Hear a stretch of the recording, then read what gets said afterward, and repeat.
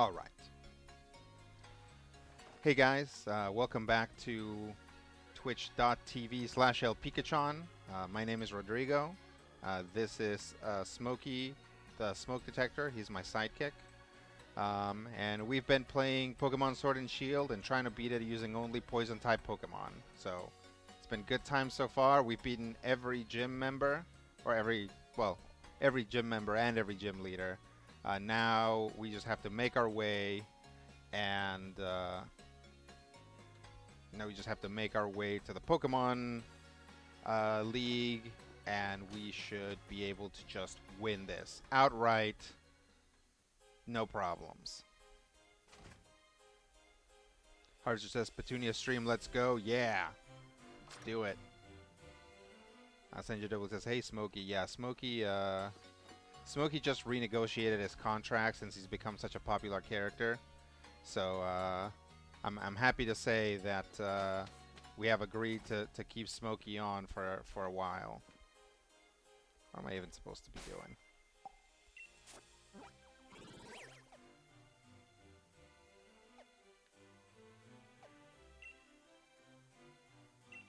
Let's go to Winden.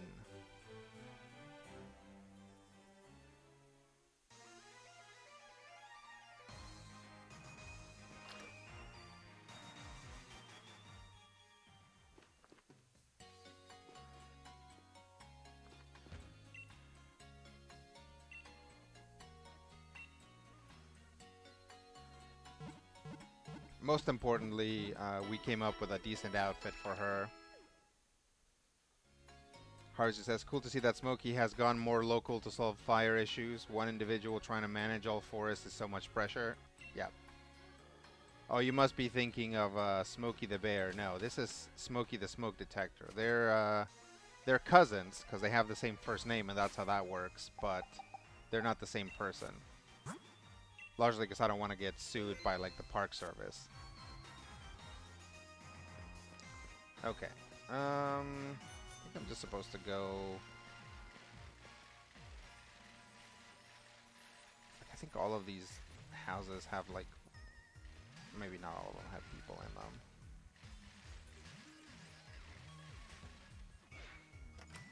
Oh, maybe they do, and I just can't enter with a bicycle.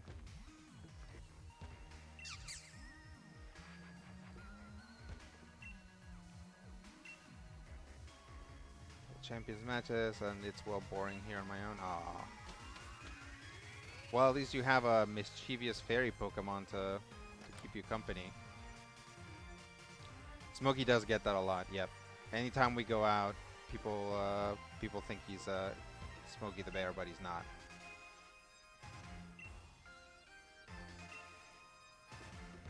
Ha ha. I feel like we don't see this model very often, right? Is this just like a darker version of like the normal chunky dad model?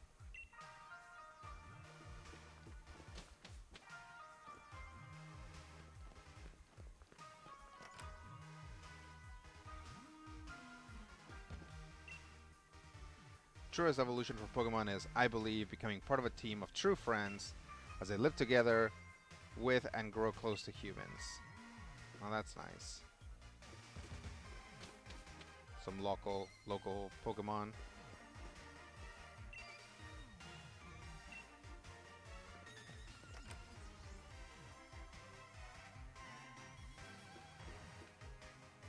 Hey, I'm in your house.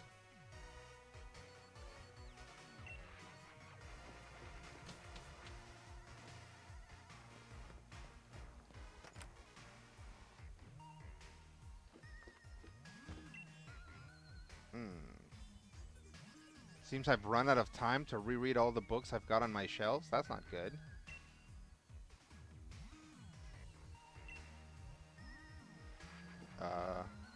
Is that why that creepy clock without any hands is on your wall? Because you've run out of time? That's creepy. Harvester says the simple addition of a few different skin tone palettes for NPC models is a nice touch. Yeah, that is nice. Also, I like how everybody, or like a lot of people, have what I assume is a full like manga collection.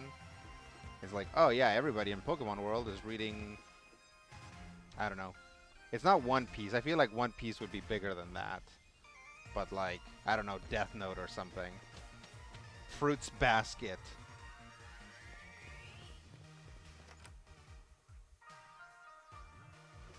Oh, this weirdo. Searching for a Frostmoth. You wouldn't happen to have one, would you? If you do, I'd like for you to trade it for my Duraludon, please. Don't think I do have a Frostmoth. No, I don't.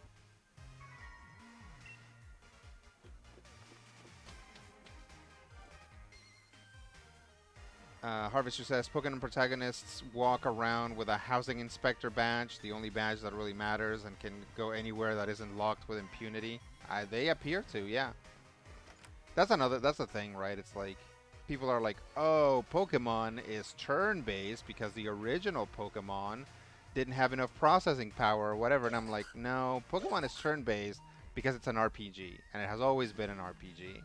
It doesn't always have to be an RPG in the future, but like things like, oh, I gotta like walk into everybody's house to see if there's a potion in their garbage. That comes from RPGs, right? That comes from like Final Fantasy.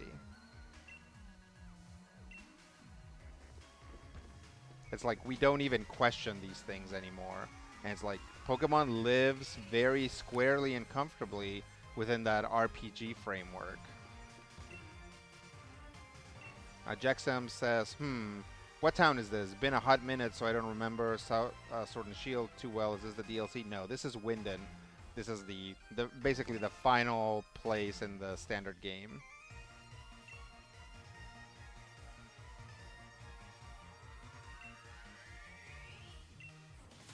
Uh-oh, it's a fight. I found an item in a trash can once when I was a small child, and ever since then just checked every trash bin. No, yeah, definitely.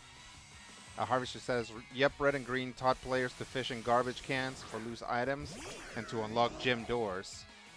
Also, no, the ad right when you're answering. Oh, no. So, yeah. I don't know if you're back. Are you back? So, no, this is Winden. It's like the... it's like the final place. That's where you do the final championship. So it's like the place all the way at the top of the map in the standard game.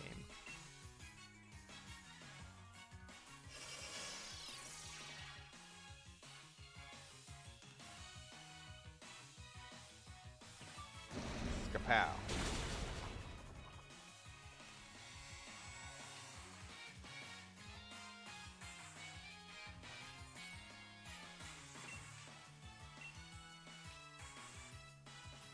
Uh-oh, with the quick draw.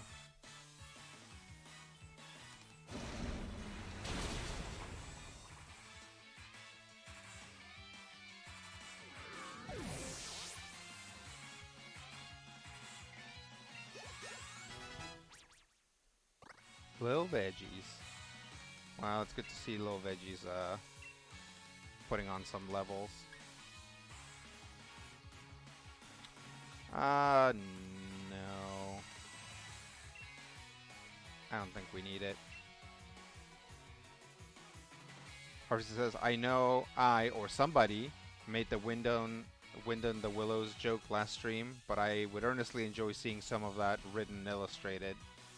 Yeah, I guess it can be like, for the protagonist in Wind of the Willows, like Palpitoad would be like Mr. Toad. I didn't see what Pokemon was coming next. I guess it doesn't matter, it'll just say Rotom. Okay, Water Rotom, that's fine.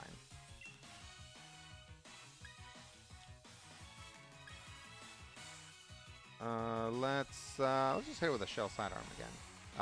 And then is there like a Badger? So that can be like Linoon, Galarian Linoon, and who else is in it? Yeah.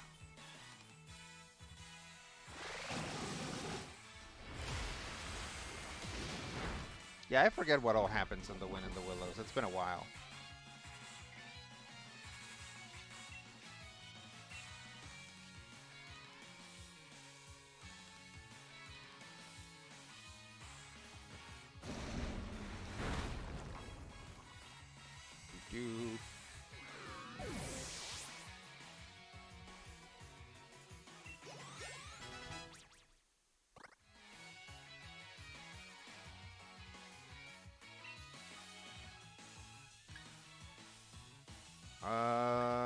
switch Pokemon.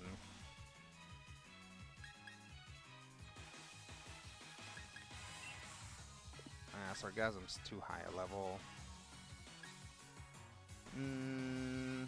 Yeah, let's see what Dr. Violet's got. Harvest says, I'm also thinking about a Pokemon adaptation of Pride and Prejudice now for some reason, so that's fun bit. That's a fun bit. Yeah. Yeah, the Jane Austen, is it Jane Austen? All that stuff has gotten a lot more popular ever since Pride and Prejudice and Zombies. Let's do a Sucker Punch.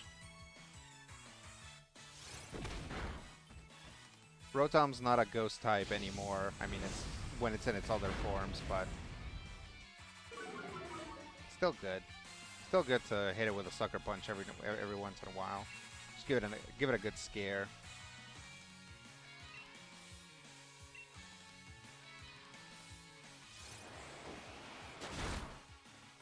Get out of here. Yeah, I think this guy gives you like the manual or something. There's like an item that you can use to turn Rotom into all of its forms. So first you have to fight a bunch of Rotoms.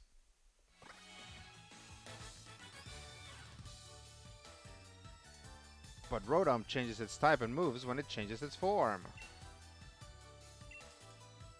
That's true.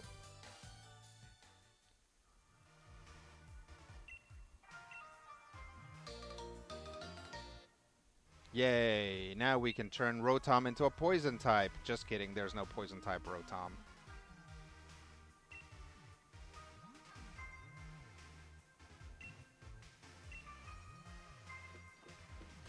I like how they do Rotom's appliances in Pokemon Legends Arceus. It's just like you get them from the Ginkgo Guild or whatever.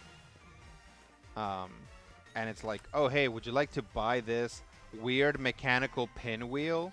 And it's a fan. You know, it's like, oh, here's this box full of like weird nuts and bolts and stuff. And it's like a microwave or whatever. Like apparently all of these random appliances have also fallen through the time vortex. So it's cute. Let's see. Is this DLC or am I just severely misremembering the game? Sorry, ad started right when you answered my previous question. Okay. So, no, this is not DLC. This is actually the end, pretty close to the end of the game. So, yeah. The city of Winden is the last stop. See that stadium over there? That's the last stadium. We can... So, it's this whole city, and there's like a park. And there's like stuff that you can get at the park.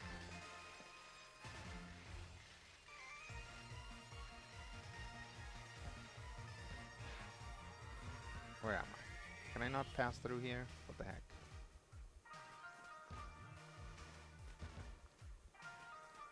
I can't believe I gotta go back and get an HM to cut through that.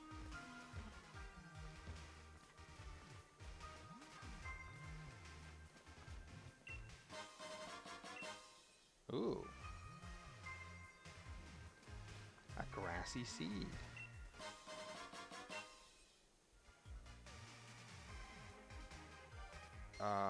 Harvester says, ooh, a poison electric Rotom would be neat. Curious about what appliance that would entail. Garbage disposal?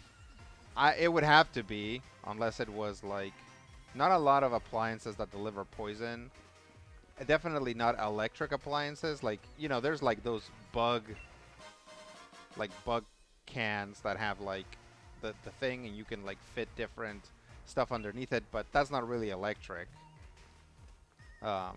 So yeah, some sort of defogger maybe, or fogger of some kind. I don't know.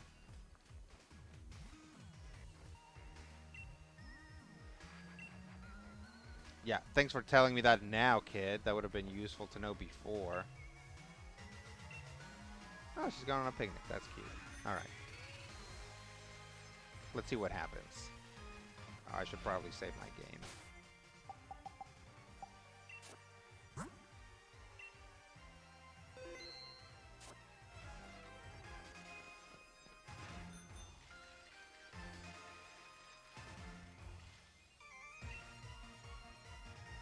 Cantonians and Galarians both seem to like waiting in lines.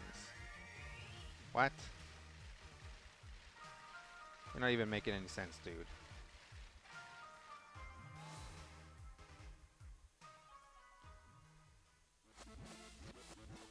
Um, Centrifuge full of mysterious science liquid. Yeah, that would be a good one.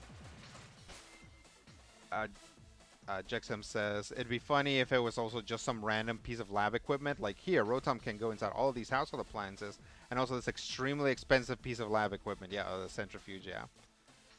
Yeah, that would be good. Yeah, not a lot of obvious things for Rotom to turn into that would be poison type. Harvester says, I thought the British were markedly displeased about cues. Yeah, I don't know what that's about. Maybe that's a point where like the timeline diverges. Oh, I think I remember maybe what's gonna happen now. Hang on, gotta talk to the ball guy.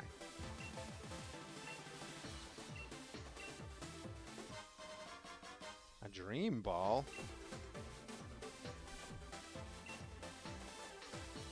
Makes it easy to catch wild Pokemon while they're asleep. That's cool. Well, the dream ball will make your dreams come true. Have your Pokemon use Hypnosis or Yawn to put the opponent to sleep, then give it a try. The first time around in this game, I got a Butterfree with Compound Eyes. I don't know if that's its like normal ability. So it was like super accurate with the like sleep powder. And that's how I caught pretty much every Pokemon the first time around that I played Sword and Shield. Just had that Butterfree in my party the whole time. Absolutely the MVP of that run. This is the reception desk. I know what a reception desk is, Hop.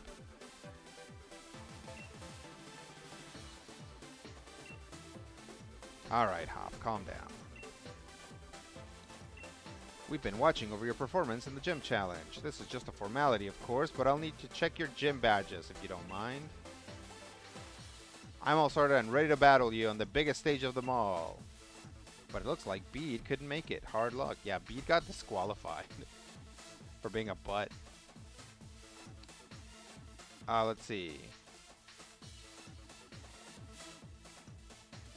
Let's see. Jixum says, also, if the British were simply okay with cues, we could have had Pokemon. Unfortunate, yes. And also probably for the best since Pokemon are scary. Yeah, I agree. Pokemon are very intense.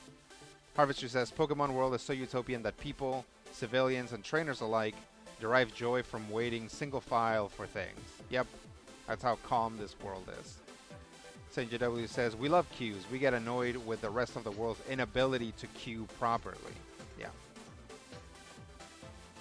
Nap and Trap is so good. Yeah, that's a good one. Shahana Wazak says, I feel like this is the very first time I can actually watch you live, and it's because I'm in the hospital. Oh no! Well, I hope that you're feeling better. I appreciate you hopping on my stream. Gym challengers who have made it through the gym challenge. All right. All right, let's do these. Oh, oh, did my team just get locked down? I think it did. I think I'm going to have these guys. I mean, this is not a bad team, all things considered. Actually, this is actually a pretty good team. So it should be okay. I think I'm going to be... no, it should be all right. I think I was going to say I think I'm going to be hurting for Crobat's like flying type moves, but it should be okay. All right, here we go. About to finish this thing.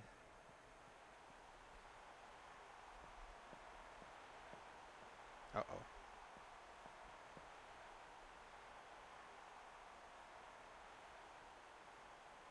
I knew you'd get all the badges and meet me here. I know that there's been a lot between us, what with my big brother, Team Yale helping, Spikemuth and all that. But the truth is, when all is said and done, I really just want to become champion for myself.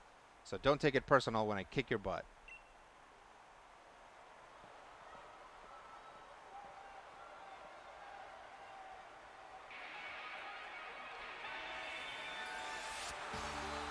Marnie's such a fun character. Yeah, I like Marnie.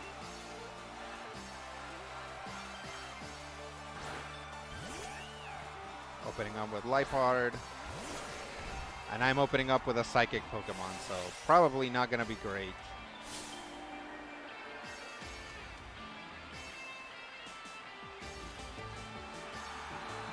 Let's see.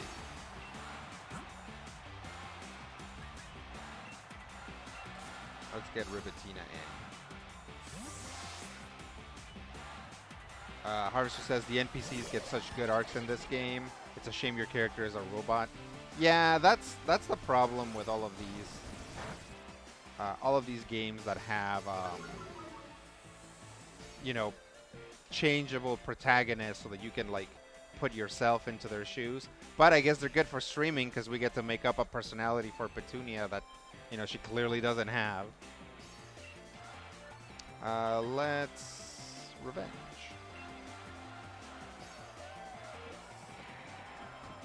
Oh, the Torment.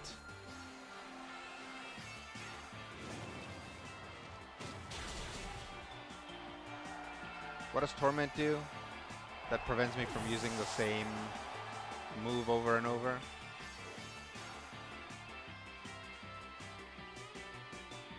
You're generally not to defame Petunia. Yeah, that's what I mean. You know, we are giving Petunia her personality, right? Not the game.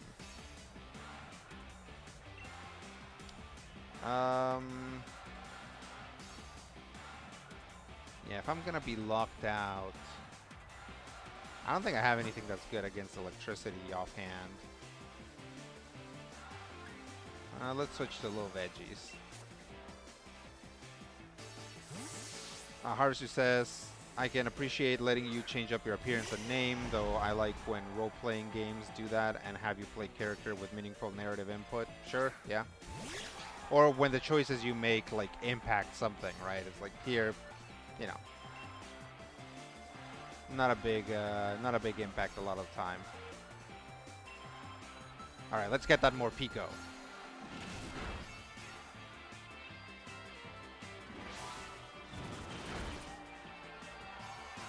Yeah, Petal Dance is serious.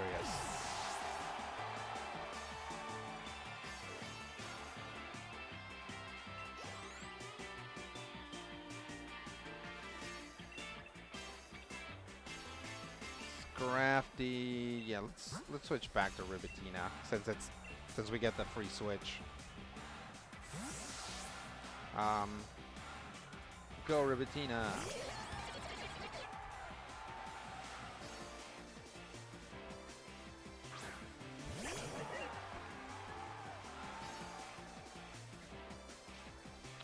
Harvester says, I can accept that Pokemon mainline games are technically RPGs, but I feel like in spirit it's mostly in name. It's a mainly self-insert silent protagonist who could be anybody. And how is that? How does that not an RPG?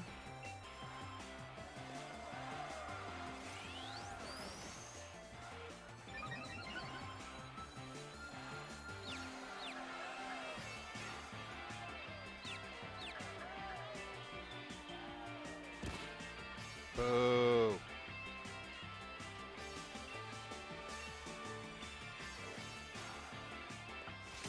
No.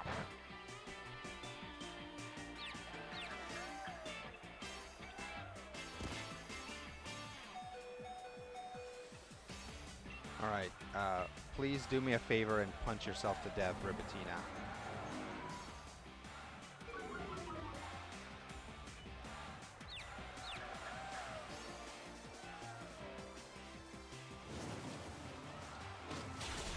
There we go. That's all I was asking. You just have to land one.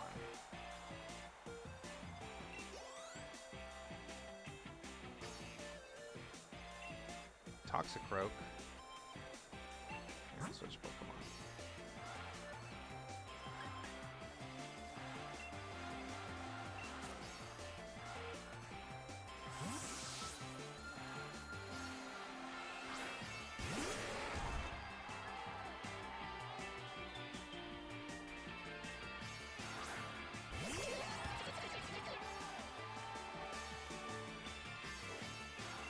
All right. Oh, I got sucker punched. I should have known.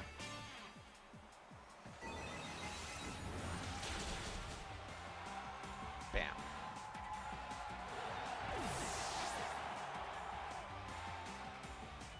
Harvester says, my lean is that the character you're playing has little narrative impact besides what the progressions of the game puts up, and your dialogue options in Sword and Shield at least are often the same results with a slightly different tone, or the option to cancel and need to come back and resolve to progress further.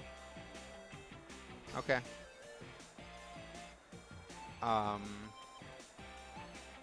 Yeah, it's hard. It's hard to define an RPG video game because if you get right down to it, role-playing games, like, there are no RPG video games, right? It's like you don't get the full gamut of decisions no matter what. You only get the decisions that are coded in. So in the end, your role is limited by what the game can do, and it'll often be very limited. So if your definition of an RPG involves like player decision impact, then yes, I guess in spirit, Pokemon is not an RPG. But what most people mean by an RPG, and I think you get this, what most people mean by an RPG is like, does it have levels and does it have like feats or powers or whatever that you choose with any given level. Harvester says, like with Stream and Petunia, you can layer over the narrative you like for your own fun. The game itself doesn't give you a way to meaningfully incorporate that in the game. It's the same thing you can do with any other game where you control individual characters. Sure. Jexam says, I feel like that's how older RPGs were and Pokemon just hadn't followed the growth of more modern RPGs game. No. Almost at every turn, Pokemon hasn't grown with the times. Pokemon is very much a slow learner. Jexam says, because original Dragon Quest and Final Fantasy had generic hero/hero party. I mean, Pokemon tries to have it both ways, right? Like, they give you this character that you can manipulate and put yourself into, but if you look at promotional materials and manga, the main characters are very much like those like actual characters, right? To the point where like they will often appear in the anime as a different character. So yeah, Pokemon tries to do both things. It's like, oh, you can customize your character, but also this is an actual character in the lore of Pokemon.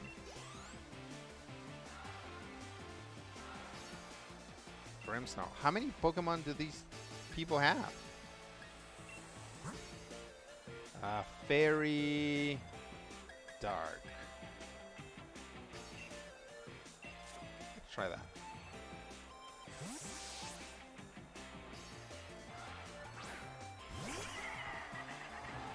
Oh, is she gonna G-Max it? I'm really gonna win this time, got it? Well, we should G-Max too.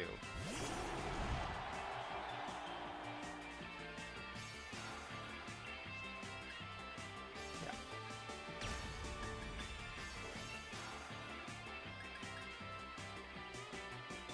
Reese's ally Pokemon special attack stats.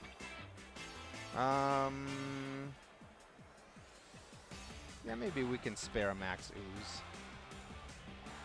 We'll see how hard this Grimmsnarl hits.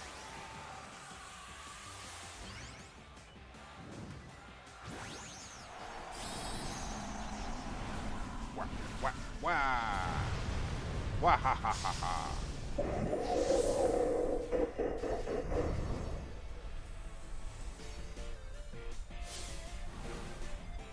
My bro might not use it, but I'll Gigantamax my Pokemon if it's to win.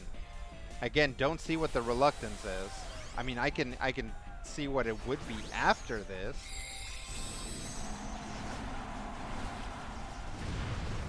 Rawr.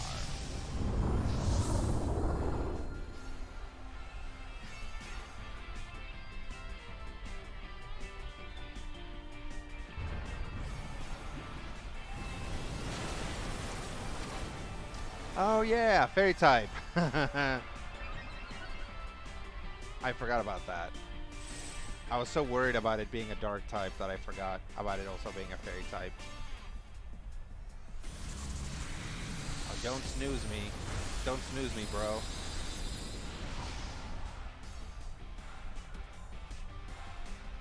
All right.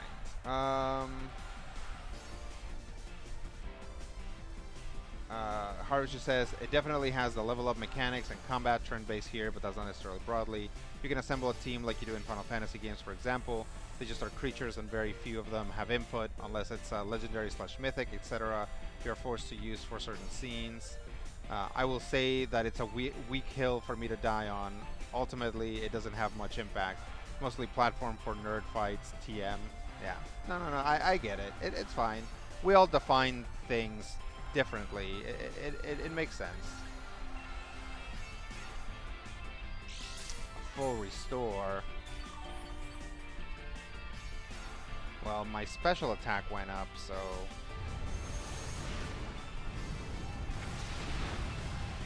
Nice.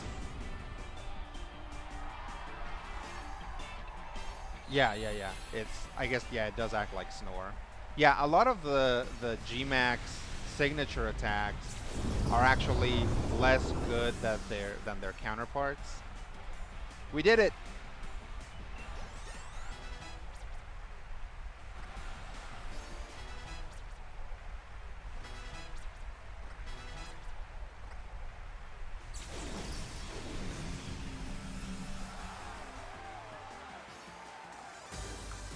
Yeah, yawn. Okay, so I lost, but I got to see a lot of the good points of you and your Pokemon. Ah, that's nice.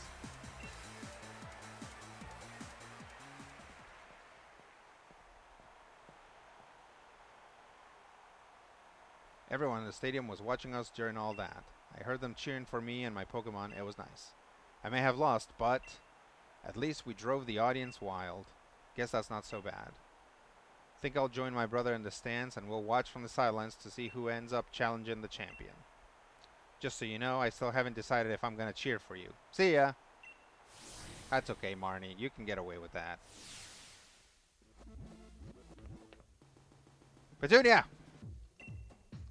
I'll be waiting for you in the final match. After seeing the way you battle, I can't accept any outcomes besides winning this match. My team is on fire!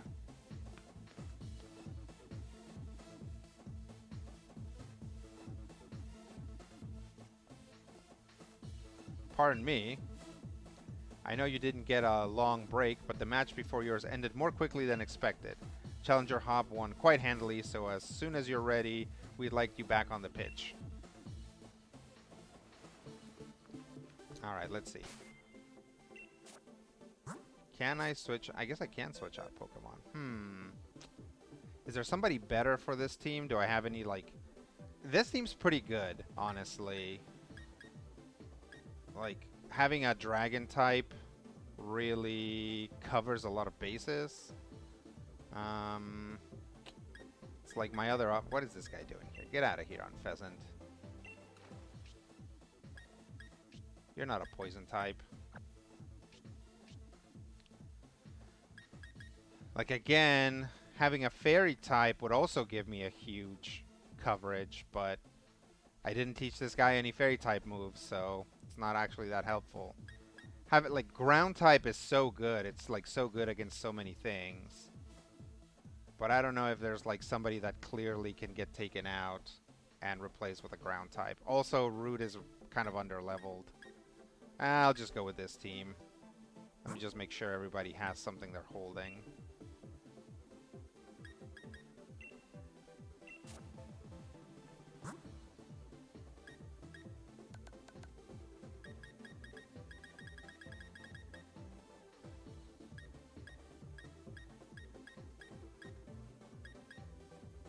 Boost the amount of HP the holder restores. Okay.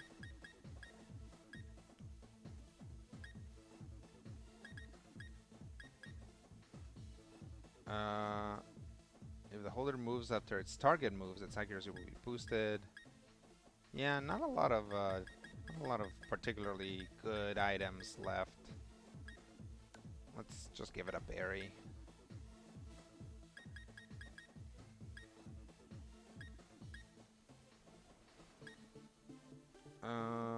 Special.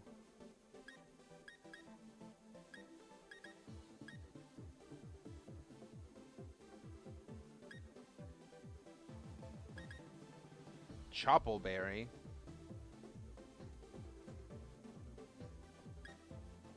Oh, I didn't realize that that was like berry specific.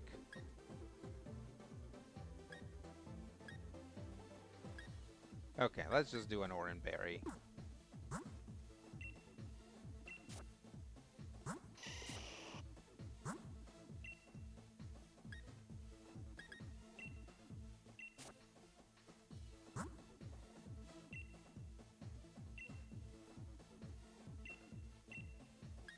Give to Pokemon. Alright. No fairy moves and no TMs, TRs for it. I guess I can check. I don't know if I even have any. I mean, I must have at least one, right? Okay, let's move.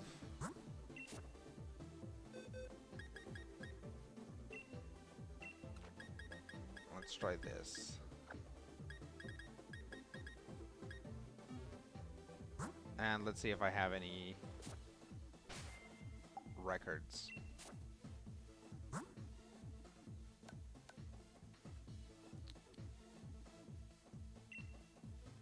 By name.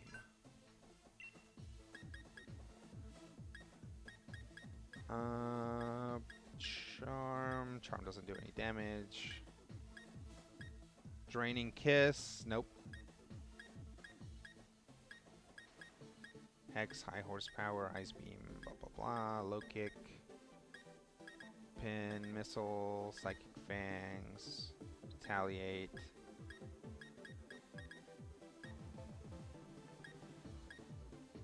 Smart strike. Swords dance, Yeah, the only one I have is that whatever that kiss one was, and it's Draining Kiss, and Crud Papers can't learn it, so yep.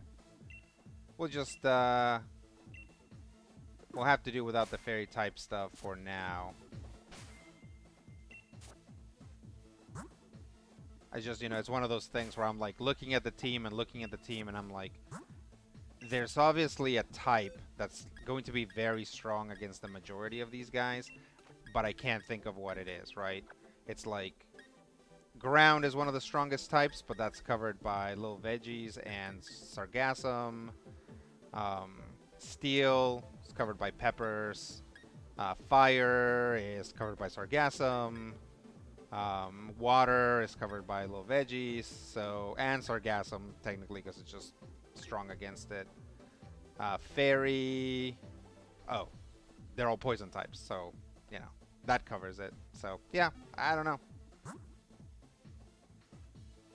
Could Weezing relearn a fairy move? Well, he could have if I hadn't initiated this whole thing. Now that I have, it's kind of too late, I guess. I did specifically save outside so that I wouldn't have to, so that if something went wrong, I could go all the way back and do it, but I think it'll be okay.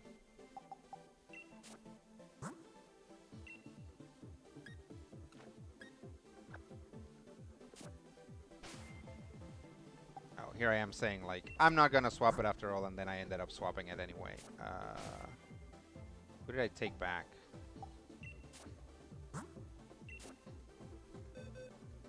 Oh, no, I still want to keep the fighting type. Yeah, we'll do that.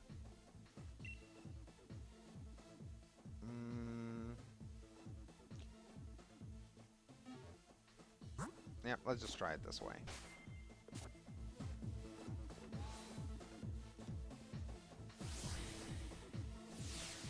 Harvester says, it's wild to me that so few critters can learn Smart Strike, even when intuitively it seems like ineligible critters meet the criteria. Sure.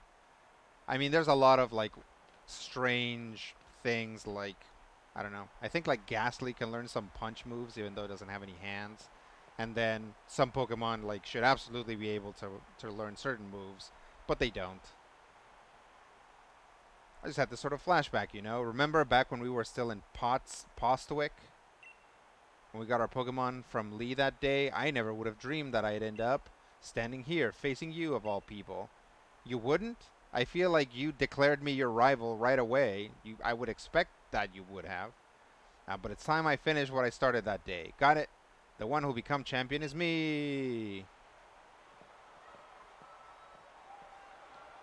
Harvey says it's just weird that they make Smart Strike a TM, but such a small pool can actually learn it. Sure. Oh. Hey, Asurojo. Thanks for following. I appreciate it. Is this a Nuzlocke or just a monotype run? Just a monotype run. Yeah, it's not a Nuzlocke. It's a pretty relaxed run with like the tiny hiccup that it has to be all poison types, right? Jexum says early Pokemon learn sets were wild. Does it have teeth? It gets bite. Also, shoutouts to Gengar line not getting decent poison stab early on, learning mostly physical ghost type moves after the physical spatial split. Yeah. We battled back in the garden, but I'm really fired up for this match in the stadium. Yeah, we've battled all over this country. Okay, let's... I feel like we do have to respect Hop's Pokemon. So we'll start there.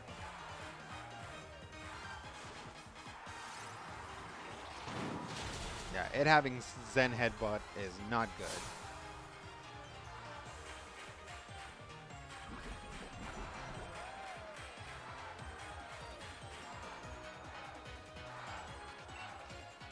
Alright, let's...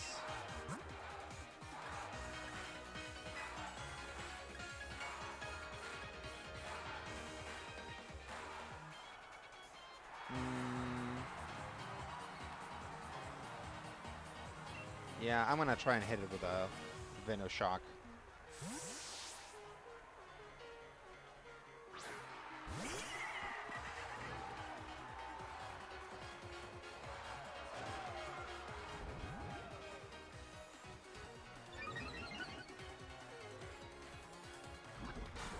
Defense?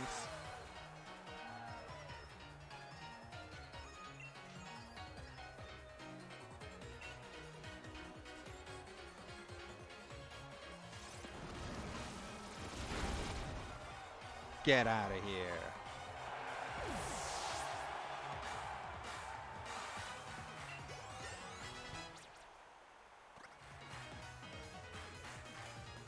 Snorlax. I feel like it's also going to have some stupid psychic power. But let's go ahead and bring Rivatina out.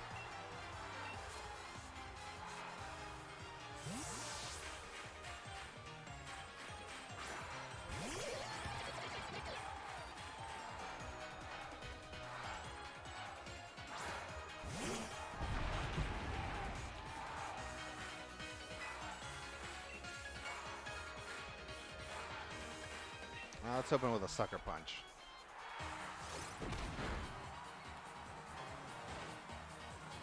Oh, it's a ground type move. Alright.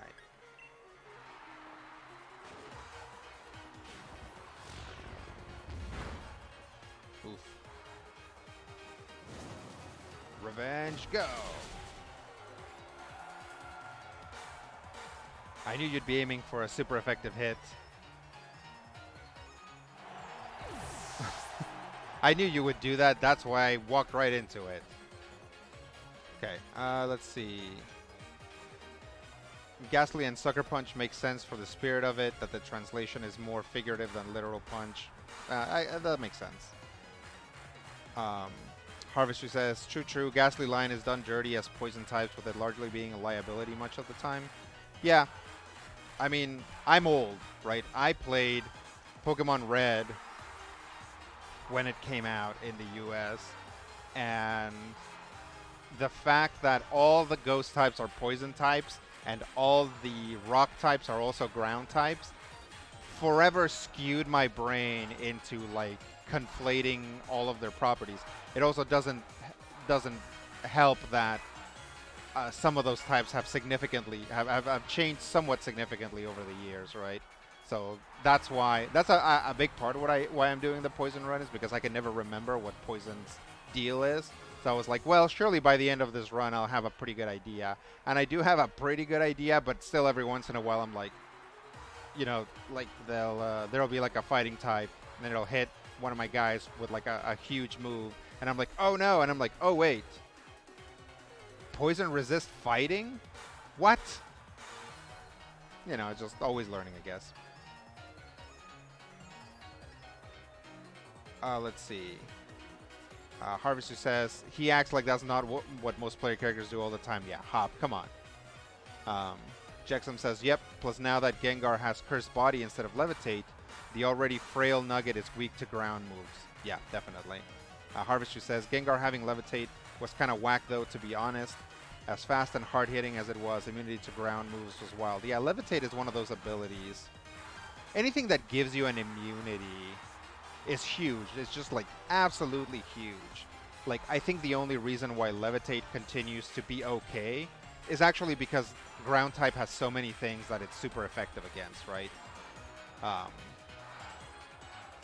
Fire, poison, a lot of steel, a lot of the big things that it's super effective against can use Levitate and then be okay.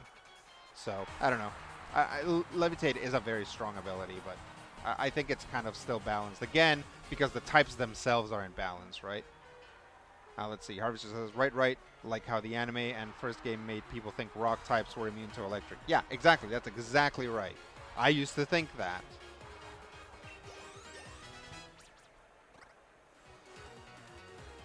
It's about to send Corviknight. No, don't want to keep the switch Pokemon. Let's go back to Peppers.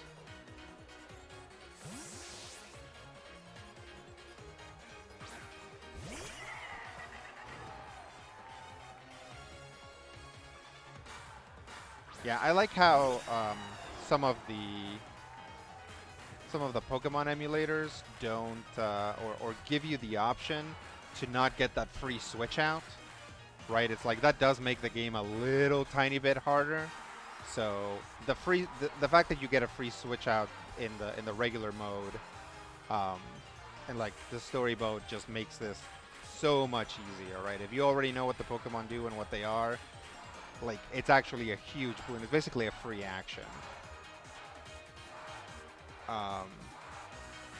Scotty Mo says, I love how the auto titles translated Levitate to Eleventhate. Nice. And Cursed Body to Chris Body. Nice. Oh, this time it did Curtis Body.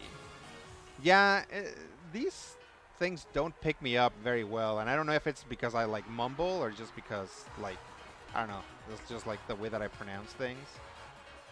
Harvester says, abilities like Mold Breaker and such invalidate Levitate 2, which I think helps make it not as overpowered. Sure. I appreciate that Bronzong can get either Levitate or Heat Proof to soften/eliminate a weakness, or take Heavy Metal and throw Caution to the wind. To the wind, I say. Scotty Mo says, nah, they're all weird. You're great. Oh, thanks.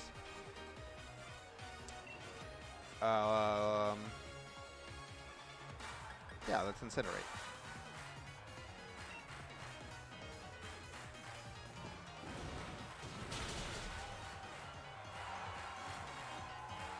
Alright, so far so good.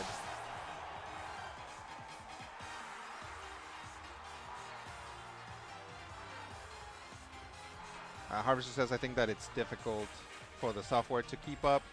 Yeah, so yeah, the software has a few issues, right? Part of why it's good is that it has some amount of machine learning, right? It's like when it gets a certain set of words, like even if it thought that it was different words, it's like, oh, this makes more sense. Like if I think that it's like man, spoon, ips, to bin, like it'll like reconfigure it to like what it probably is, which is my spoon is too big, right? That's a rejected reference for you. Um, so it's doing that, but I think that's part of the problem, right? I think sometimes because I'm talking about Pokemon and video games and weird stuff, the stuff that I say makes no sense to it, right? If I'm like, Eladrin shouldn't get that +2 to Charisma, it translated to it to like a drenched, right? Eladrin to like a drenched. Okay, and, it doesn't have the vocabulary a lot of the time. Man Moon Shape is. Yep, that's right. All right. Let's see. Pincurchin, just a straight up electric type. Let's switch. Let's switch to Sargassum, because I want to say Pincurchin has some strong water moves.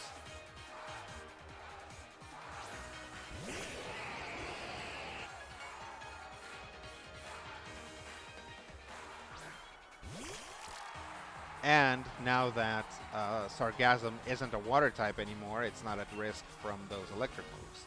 And in fact is probably resistant to it, right? Do dragons resist electricity?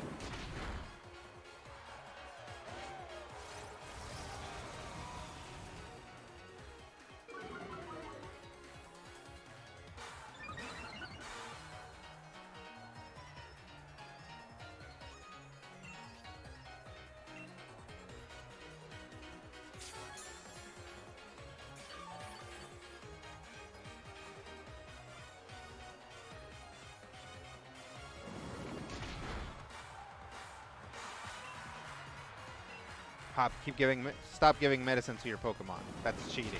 Unless I do it. Then it's normal.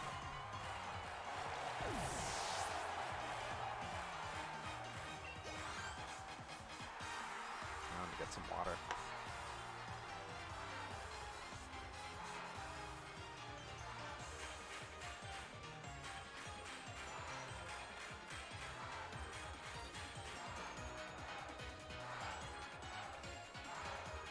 It's just advanced enough to pick up the nuance and doesn't have learning tools to refine whether it gets stuff right. Yeah, it's free software, right? So, it would be nice to have the money to maybe buy a program that is better, but right now I have to do it for free because that's what I can afford. And it does a pretty good job. Except when it doesn't. So I do apologize if you are deaf or hard of hearing and you're having trouble with the subtitles and they don't always come out right. It's a free program. Web Captioner I think it's pretty good, but yeah, it's going to run into problems. Harvester says, LOL, 5e Eladrin versus High Elf is a sad time for me. I like the hybrid that 4e Eladrin wear. I do too. I think Eladrin were trying to do their own thing, and that's why they don't translate well to 5th edition, which I believe is specifically trying to make things a little bit more generic.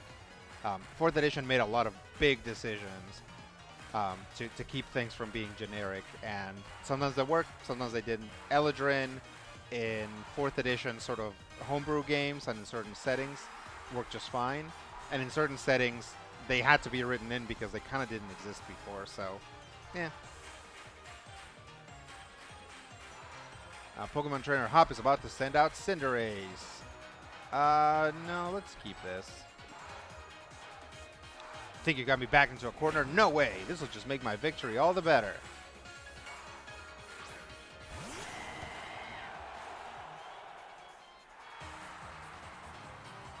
As this is his last Pokemon, so he's probably going to Dynamax. So I will Dynamax as well.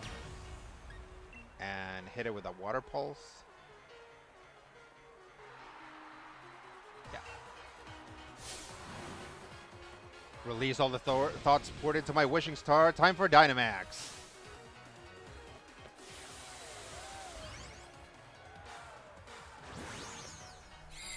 Hop's Dynamax animation is cute. I wish it didn't have that cut in the middle.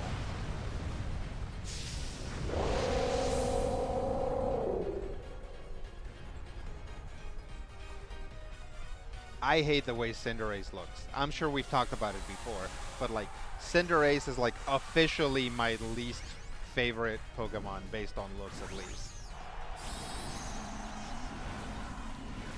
Why can't you be a majestic dragon made of kelp, Cinderace?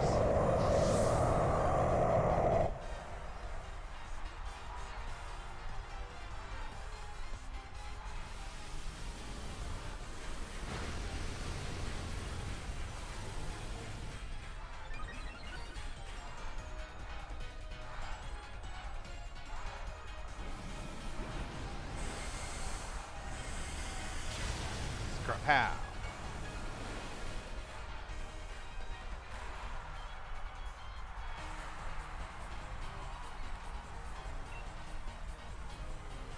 All right, let's do it again. Why is he using these weird moves? Oh, I guess it doesn't want to use fire type moves because it's like strong against them.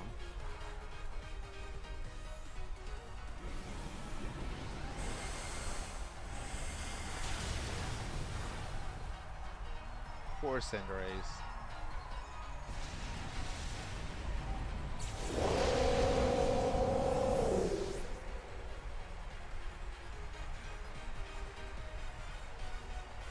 Let's see.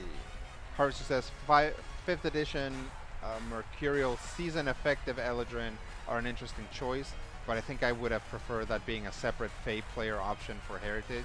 Yeah, actually, I came up with that idea before they did, um, which is, it doesn't matter because I never put it anywhere public. But I had this idea to just make that be elves in general, and so like you would have um, like what we think of as elves are like summer elves, or Eladrin are like autumn elves, Drow are winter elves, and half elves are like spring elves. And so if you're playing a character who's an elf in that metaphorical game, or not metaphorical, but in that like potential game, um, at the end of each season you have to like change your race, so you basically take a chunk of your stats out from underneath your character and plug in a bunch of different ones. I never used it because I got tired of running D&D, so I was like, I think this is a good idea, but I'm not going to use it for anything.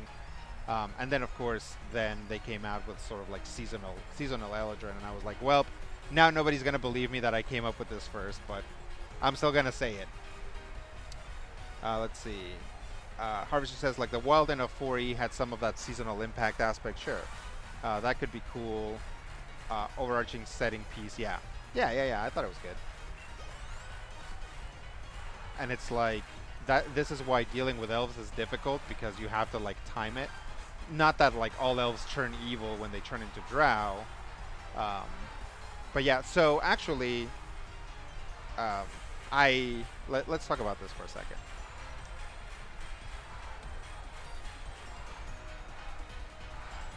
So I don't know if you guys are aware of this, but I wrote a setting. I wrote an entire setting on Twitter over the course of like a week, maybe more. So basically, I had a post that was like, if you um, one like equals one fact about this setting that I'm making up on the spot, right? So one of the things from that setting is that Fae are completely tied. Like, first off, most D&D critters are Fae in the setting, and Fae creatures. This is very loud. This music just seems mega loud. Fae creatures are um, are completely tied to sort of the monarchy and landowning. So if you are a goblin, or basically the basic unit of Fae is goblins and halflings, right? If you're a goblin, you can then like, and you get some land, you become like a hobgoblin, or maybe even a drow. I don't remember. Um, and if you're a halfling and you get some land, you become like an eladrin or something. And there's probably multiple echelons there. What I was So I didn't use that seasonal idea for that because again it had already been used.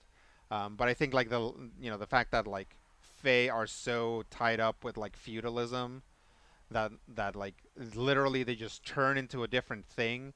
Like, for them the thing is true, right? Is like, if you're a human and you get some land, you're not any less of a piece of garbage than you were before you got that land. In fact, it'll probably make you a worse piece of garbage. Whereas like for fairies, like they get that, and it just completely transforms them right into something else. Um, so yeah, it was like a fun thing to do. Um, oh yeah, it's like if you, oh that's part of what it was. It's like yeah, I think the track is like um, goblins and halflings can become elves, like drow and stuff. Um, or if you go into the military, you can become an orc. Or if you become like a craftsman, or maybe if you get like a post in the military, you become a dwarf. So that is something like during play could happen to your character, right? Um, yeah, it was good times. I put a lot of random stuff, and that setting is very weird because I was just like coming up with stuff pretty much on the fly. So if you guys ever wanna see it, like just go to Twitter, put in @fearsome critter, which is my Twitter handle, @fearsome critter, and then like D&D setting, or actually put in this word, infante, and that'll take you to it because that's a word that I don't think I've used in anything else, but it's in that stuff. Although it'll probably transport you to the middle of it, so then you'll have to scroll up a lot. Because that post got like 300 and I like put in like 300 posts plus some extras. So yeah, it was kind of crazy. Um,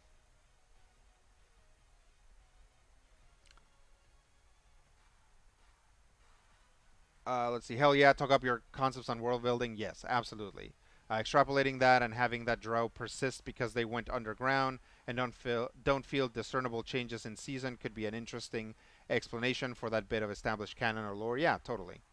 Balui says, "I'm always a little wary of being evil turns you into a dark elf." Yeah, no, that's old school. You don't need that. You don't need that in your games. Harvester says, I have done some thinking about using Fae for a Monster of the Week adventure I was working on, but doing so with caution because making fairy related mystery around the teddy bear's picnic involves peril for children, and I would want to tread very carefully there. Absolutely. Yeah, no, that's good. Harvester says, ooh, I'll give that a look and bookmark. Yeah, totally. It's very weird. Um, one of the things that I did is I lumped all, like anything that has an animal head is all one race, and they have like one singular reason for existing. So gnolls, minotaurs, um, lizard folk, all that stuff. They're all the same race. They're just like animal people, and not dragony stuff because dragons had their own thing going, but like yeah, kobolds and dragonborn and stuff come from a different place. All right, let's play Pokemon. Where's my capture card? Here we go.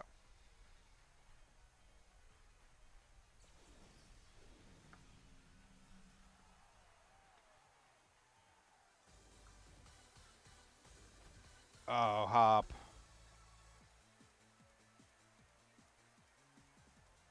Petunia, thanks, mate. I'm really glad you were the one here with me. Aw.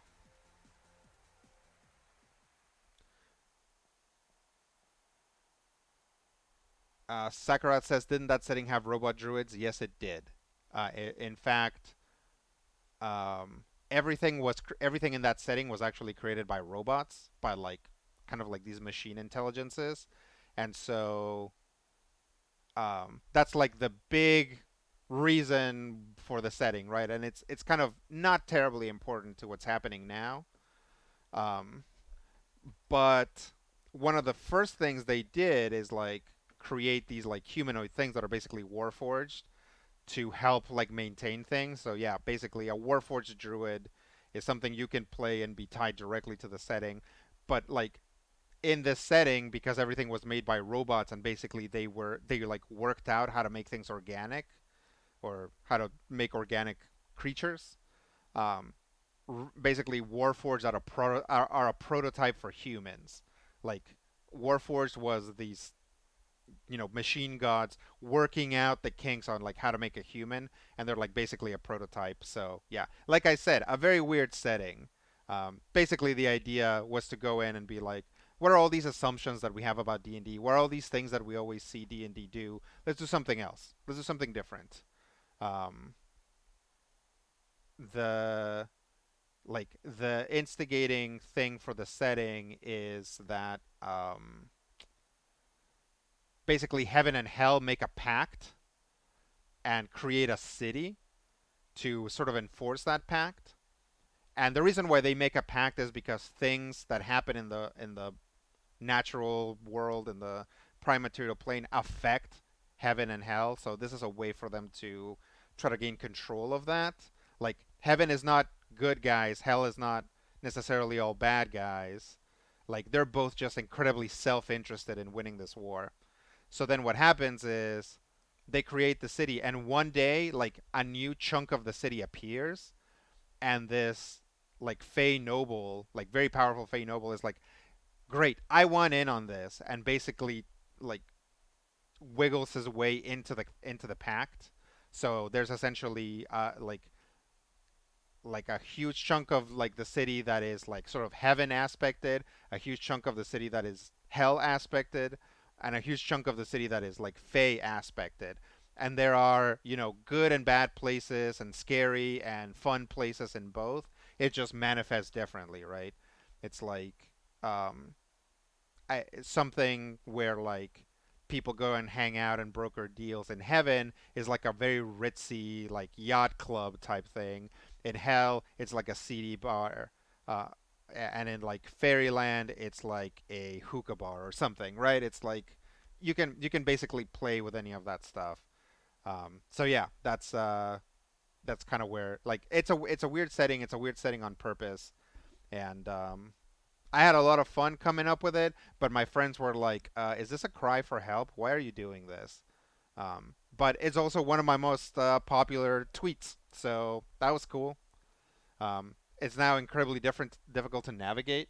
I've had people be like, "Hey, can I like put this in a document and post it somewhere?" And I'm like, "As long as you credit me, that's fine." But they never gotten back to me, and I wonder if they like just either did it and didn't tell me, or just like got tired and they're like, "There's a lot here," and just like forgot about it. And also don't try to get the robot to unroll it. It's too old and weird, so the robot can't do it. Let's see. Balui says like Shin Megami Tensei. Probably, although I haven't played. The only thing I had played is Persona 5 of like any sort of Shin Megami Tensei adjacent stuff. Um, but yeah, yeah, lots of ideas there. Um, yeah, good times. Petunia wins. Even when Sonia was saying that you and me looked like we could become heroes, I really never felt like one. But you, mate, I think maybe you really could do all sorts of great things. Good on you, Petunia, and Venusaur and all the rest of your team. Venusaur has a name. It's named Little Veggies. Huh? Uh-oh, Leon is here. Petunia, that was incredible. Brilliant. Honestly, there were even tears rolling down my face before I knew it. To think that the two of you set out together, from the same town, built up the greatest teams, and arrived here at this point. One second.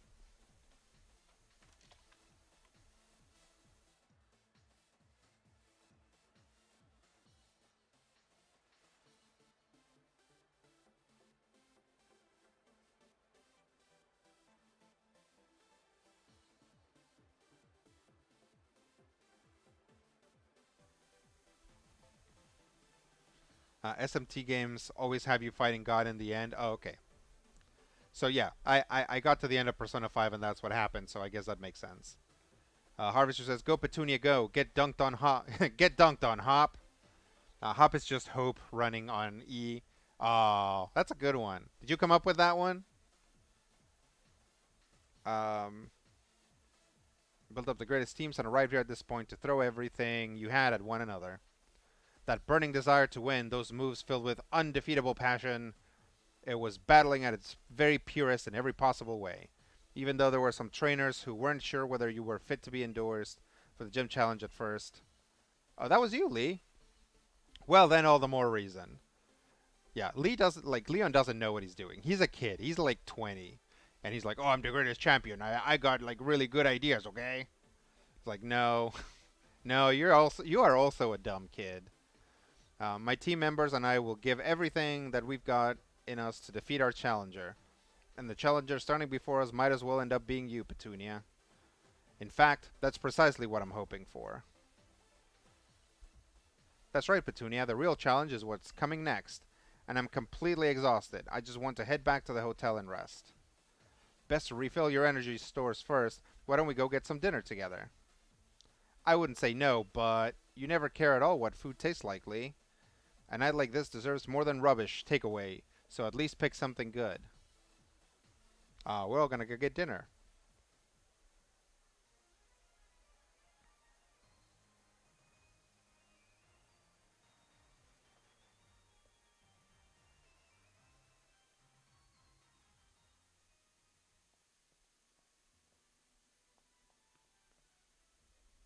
Let's see. Harvest says I did, and thank you. Okay, yeah. No, that was good. Um, Harvestry says I throw a lot of stuff at the wall, so odds are something sticks now and then. Yeah, that's how I make jokes too. Like people will. So two things happen there, right? One, like because I throw so many jokes, people will forget the bad ones or the so-so ones and just remember the good ones, which is nice. And then the other thing is that I throw out so many jokes that I forget that I made a particular joke. So I will meet someone for the first time, we'll hang out or whatever, I'll make a joke, and then next time I see them, they're like, hey, Slinky on the patio. And I'm like, Slinky on the patio? And they're like, yeah, remember you said this joke and blah, blah, blah about a Slinky on a patio? And I'm like, oh, yeah, that does sound like something I'd say. But I had forgotten completely, right? So that's something that happens to me. But Louis says, I'm wondering who is my favorite Pokemon rival. Kind of reminds me. Okay. That's something else. I'm wondering who is my favorite Pokemon rival. I don't know. Um, I'm trying to think of all the Pokemon rivals that I've seen or faced.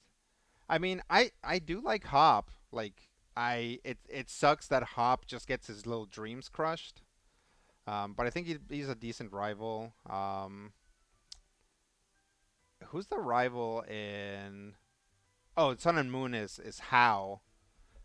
And I remember people saying like Hop and How are basically the same character, and they're not, but there are a lot of similarities between Hop and How. It doesn't help that they have names that start with the same letter. Um, but yeah, I was thinking it's like, oh, who's that blonde kid? Is like that was a good rival, but he's not really the rival, right? From Sun and Moon, the kid that has the what's that like horrifying experiment Pokemon that you can give different drives to.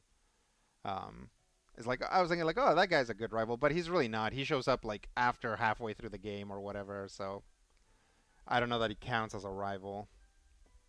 Yeah, I don't know. I don't know what my favorite rival would be. Scotty Mo says kind of reminds me of one of the one time I made a Weldon Druid for a campaign where it was basically a combination of Bumblebee from the Transformer movies and Bronx from Gargoyles, a bark-covered beast that transforms its shape and occasionally becomes humanoid to sling spells. Yeah, definitely. And if you're talking about fourth edition druids, which I guess you are because I don't know that Weldon exists in other places, fourth edition druids were great for doing that. It was very easy. That's why they're one of my favorite ones because it like made it very easy, right? It's like I've talked about this before, but like for one game that I made pre-gens, and one of the characters was a unicorn princess, so she was an elf druid.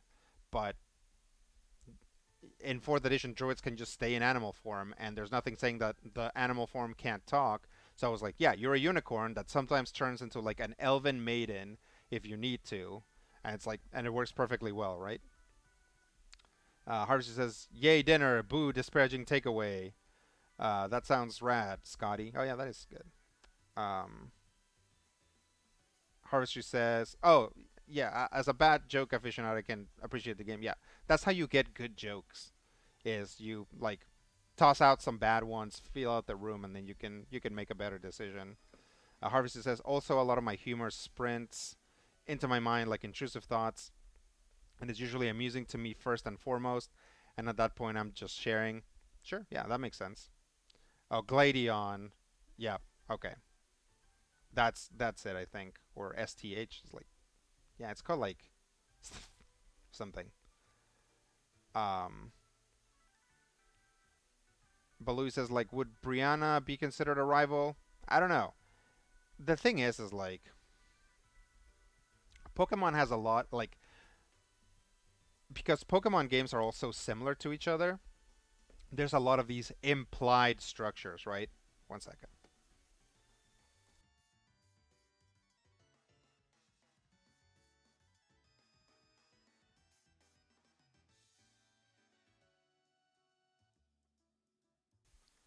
Yeah. So because Pokemon is so um because each Pokemon game is so similar to the last and the next Pokemon game, there's all these implied structures, right?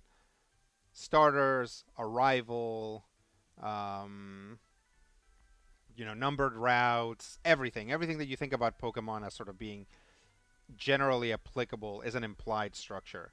And one of the early ones that they started playing with was rivals, right? So I think I think it was like the next ones, right? It's like after gold and silver, it's like the next rival is like an absolute, or is it the gold and silver rival that is like a bastard and actually like steals people's stuff and like beats people up? Because he's like Giovanni's kid. I don't remember, but um, yeah, there's games where you have like it's like XY. You have like five rivals, right? You have like this little group of friends that you kind of hang out with. So it's like rivals. If you want to count something as a rival, I would just say go ahead, because these are structures that don't actually matter or exist really, and we just do them. Like one of the, I think one of like the clearest versions of this is the idea of pseudo legendaries, right? The name, like the term pseudo legendary, is something that like Pokemon people just accept, right? It's like a Pokemon that it's rare and powerful. So like, Como-O was a pseudo legendary. Technically, like Dragonite was a pseudo legendary. But the like very much the term pseudo legendary doesn't mean anything. That's not a term that is like accepted by Game Freak. It's not a term that is like in any of the merchandise the way that like rival might be. Um, so it's like it's something that's made up by the audience, and it's made up by the audience because they're following a pattern. But like you can have a game that maybe doesn't have a pseudo legendary or that has three pseudo legendaries because pseudo legendary is not actually a thing. And the truth is that's true for pretty much everything. Like starters are a thing and they're a successful thing, so it's not something that Pokemon would get rid of. But for example, um, like mega evolutions, right? Like gimmicks are actually a great example of something that gets added and then gets taken away, um, and isn't intrinsic to the shape of Pokemon. It's like we could have a Pokemon game that doesn't have a rival, or we could have a Pokemon game that has multiple rivals, and that's what they've been going with, right? It's like basically in Sword and Shield you have three rivals. You have Bead, you have Hop, and you have Marnie. Um, and what that does is instead of giving you one little jerk to interact with, you get three, right? You basically get a small cast of characters that are going through this adventure with you, sort of. Not with you, but are like show up at important points in the adventure to say something or do something. And that's good. That's a good idea. You don't need a single rival. And in fact, you don't need to think of them as rivals. Um, they're just kind of other characters. I don't know. Just something to think about. Where's my capture card? Here we go. Yeah, gold silver rival is an edgy term. Yeah. Um, Druids needed a change from 3E where they were way too strong. Well, everything got completely transmogrified in 4th edition, right? So no class has almost anything in common with its 3rd edition class. They're like overhauled completely. So, changing them, did they change druids? Yes, but they also changed literally every other class. At least blue was a cheery boss stud. Jexum says usually dragons with particularly high base stat totals, but yeah, it isn't an in-game proper noun. Yeah. Harvester says blue being openly antagonistic and enjoying every second of it until you whoop his tease was more engaging to me than silver being a grumpy crime child. No, yeah, totally. Yeah, blue slash basically that Gary character uh, does a lot for the game. There's a reason why rivals got carried out throughout the franchise, but I think very early on, they were like, there's only so much gas to a rival, especially as Pokemon plot lines became weirder and more intense. Where it's like now you're not just trying to catch a scientific abomination. Now it's about the fate of the universe, right? It's like, oh no, it's like there's a dangerous Pokemon about. Goes to, oh no, and our entire region is in trouble. So we need to get these like legendary Pokemons to sit still. To, oh no, the entire world is in trouble. To, oh no, the entire universe is in trouble. Like it just keeps escalating. So like having a rival becomes less important. It's like, oh, here's this annoying kid who keeps annoying me while I'm trying to save the universe, right? And it's like part of that is that rival trope can only carry you so far. And the other part is that the rest of the game has actually continued to evolve in certain ways that make the rival a little bit harder to um, harder to write, just harder to make a compelling rival. Let's see. Harvester says, "I'm just trying to evade the censor bot." No, that makes sense. But Louis says, "Team Galactic schemes really were dangerous for everything." Yeah, totally, absolutely. Harvester says, "I guess a petty rivalry that's put ahead of global endangerment gets old." Yeah, you just naturally just don't believe it, right? Or don't want to deal with it. Um, I wish that what they did was involve the rival more in the plot because sometimes they are, but sometimes they aren't, right? It's like How is not really involved in the greater plot of Sun and Moon, right? Which is pretty bonkers. Bonkers that he's not involved, but also bonkers that like the plot is really bonkers.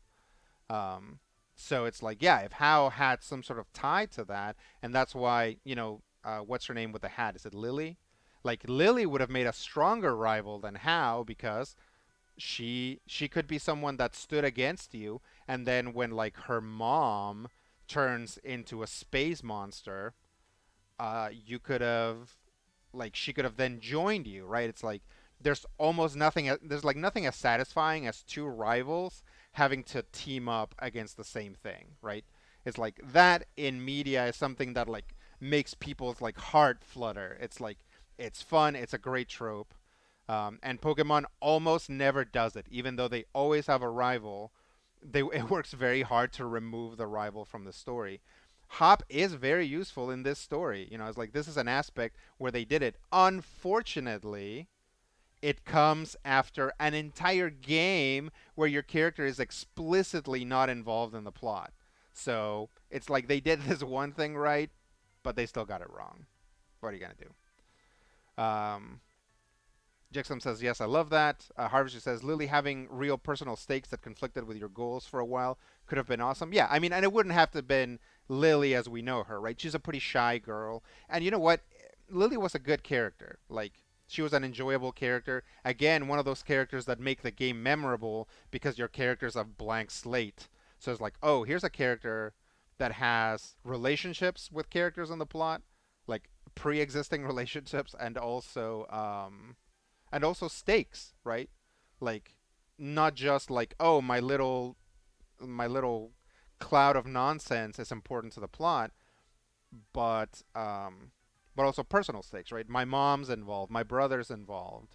So yeah, it actually made them. like makes Lily a very compelling character, and she's not the main character, right? And she's not even the rival either. It's like the Hao's a pretty throwaway rival. I like them just fine. He's cool, but yeah, not much to that character. It's like the memorable characters tend to be the characters that have real stakes in the game.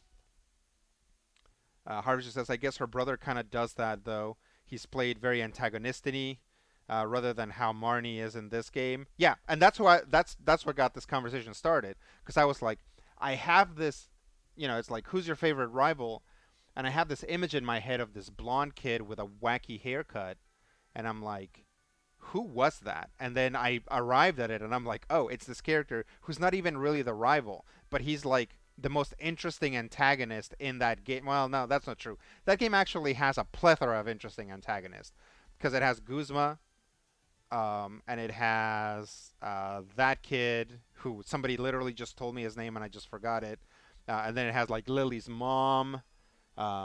So yeah, it actually Sun and Moon has a lot of good characters. Um, Sword and Shield is kind of a step back as far as writing from Sun and Moon. Um, but yeah, yeah, it's good times. Let's see. Baloo says, weirdly, I find Cynthia one of the most compelling Pokemon characters. Yeah, sure. She's got stuff to do. You know. Harvey says the false rival. Yeah, yeah. It's like it's the thing you remember, right? It's the thing that actually sticks in your mind, and it's like, oh, that wasn't the rival. It's like if you showed me a picture of the rivals from XY, which I played, um, and also mix in a bunch of like random Pokemon NPCs that are kids, it would be hard for me to be like this one was one of the rivals, this one was one of the rivals, or whatever, because they were all like so forgettable, right?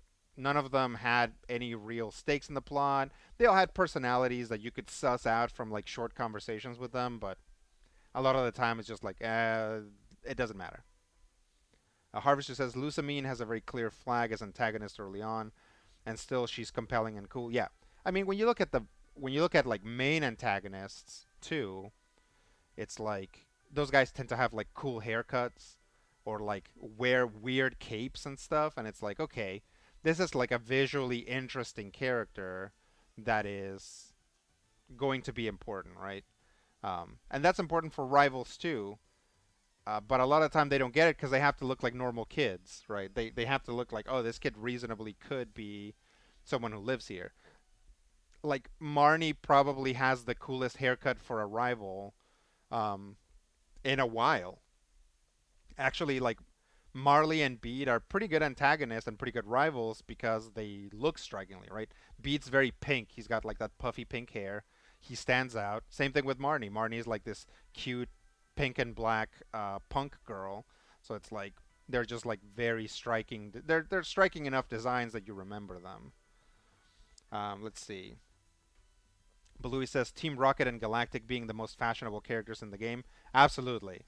There's a reason why people sort of identify with Team Rocket stuff. I would gladly, like, if I had a shirt, like, if I could find just a black shirt with a big R on it, I would definitely wear that because Team Rocket's cool. Jexam says, I appreciate Sword and Shield trying to structure it so the adults are more involved in trying to prevent the bad thing from happening, but I think they overdid it and make you almost completely insulated from plot until the very end when suddenly you're needed, at least from what I can recall. Yeah, I mean, we're already in the Pokemon Championships, right? We've been all the gyms, and the plot has appeared, but we have not been involved in it, right? And like there are like I think there's two things. I've made a joke that's only half a joke of like yelling at people because I'm like, see the internet, you said that they keep endangering kids, so they stopped us from being able to engage with the plot. But that's only partially true.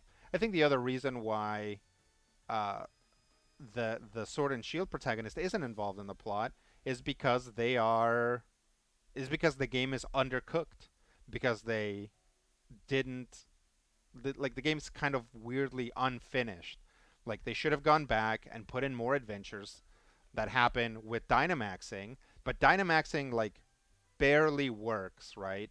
Like we've talked about all of the like backgrounds that are just like nothing. It's like there's only one Dynamax background. So they couldn't have you Dynamax in the middle of the city, which would have been an amazing thing to write the entire game around, right? Um, when you talk about, we're just gonna chat now. Um, when you think about ride around scenes, right? So what's a good example of a scene you ride around? If you guys have seen X-Men: Days of Future Past, there's that Quicksilver scene, right? In which they're busting out Magneto, and they slow down time, and Quicksilver plays around and does all this super cool stuff, right? Just super fun stuff that we haven't seen. Like, we've seen it in comics, we've seen it in cartoons, but we haven't seen in film really that much. Um, just a super fun scene, and like that's very clearly like they came in with this scene already in their heads and said like, what can we do around this to get this to happen? And you can tell that because after that scene, Quicksilver leaves, right? It's just like bye. So that's like a ride around scene. So, kind of like a show stopping scene. So you having to battle Dynamax Pokemon in the middle of Hammerlog would have been an incredibly fun scene, something very, very memorable, and it would have turned Pokemon into kaiju, like the way that Dynamaxing seems to want to do. But instead of doing that, they just show you like a picture of like a Meowth like on its back, and it's like, see, this is what happened, and it's like, it's because they didn't have time. They didn't have time and resources to make this game the best that it could be. So uh, they had to scrap a lot of stuff, and I'm like, I feel for the creative team that didn't get to do what they wanted because Pokemon games have to be turned around so fast. But also, it sucks for us as consumers because giving us a game, giving us three Pokemon games a year, or one Pokemon game every year, really, um, gets in the way of artistic fun, right? Of just making interesting things that are fun. Let's see. Harvester says, yeah, XY's friends group Rivals Squad relies more on flat caricature characters, losing quality for quantity. Yeah. Balui says, I guess Team Skull is okay. I love Team Skull. Like, it's fine if you don't like them, Balui. No, no, no hate for that. But I really like Team Skull. I think they're really funny. I think there's definitely something to be said for the fact that like Team Skull is like kind of appropriating hip hop culture, and that's a fair assessment. But because they're so dumb and so bad at it, I kind of enjoy it. I think that um, yeah, they're not like, look at these totally cool hip hop characters, like trying to steal cred from hip hop, but instead being like, look at these basically, I guess, Hawaiian characters. Look at these Hawaiian characters trying to be hip hop guys. I don't know. Maybe that is more problematic than I had thought. Jexum says, I love that Beat ends up getting strong armed into being a gym leader by old woman who simply ignores how much he whines. Yeah. Yeah, Beat's arc way more interesting than ours, right? Than the protagonist. Harvester says, I got a Rocket t-shirt at a con one year. Sadly, it's kind of small on me now. Yeah, I've actually this is kind of a new shirt. It's got some Muppets on it. It's a shirt I got at a thrift store, but I am currently going through a lot of like buying a lot of new wardrobe because a lot of my t-shirts are just falling apart. I've just worn them so much. And at some point I accumulated so many t-shirts that I was like, I don't need to buy t-shirts anymore. And now slowly my t-shirts have fallen apart.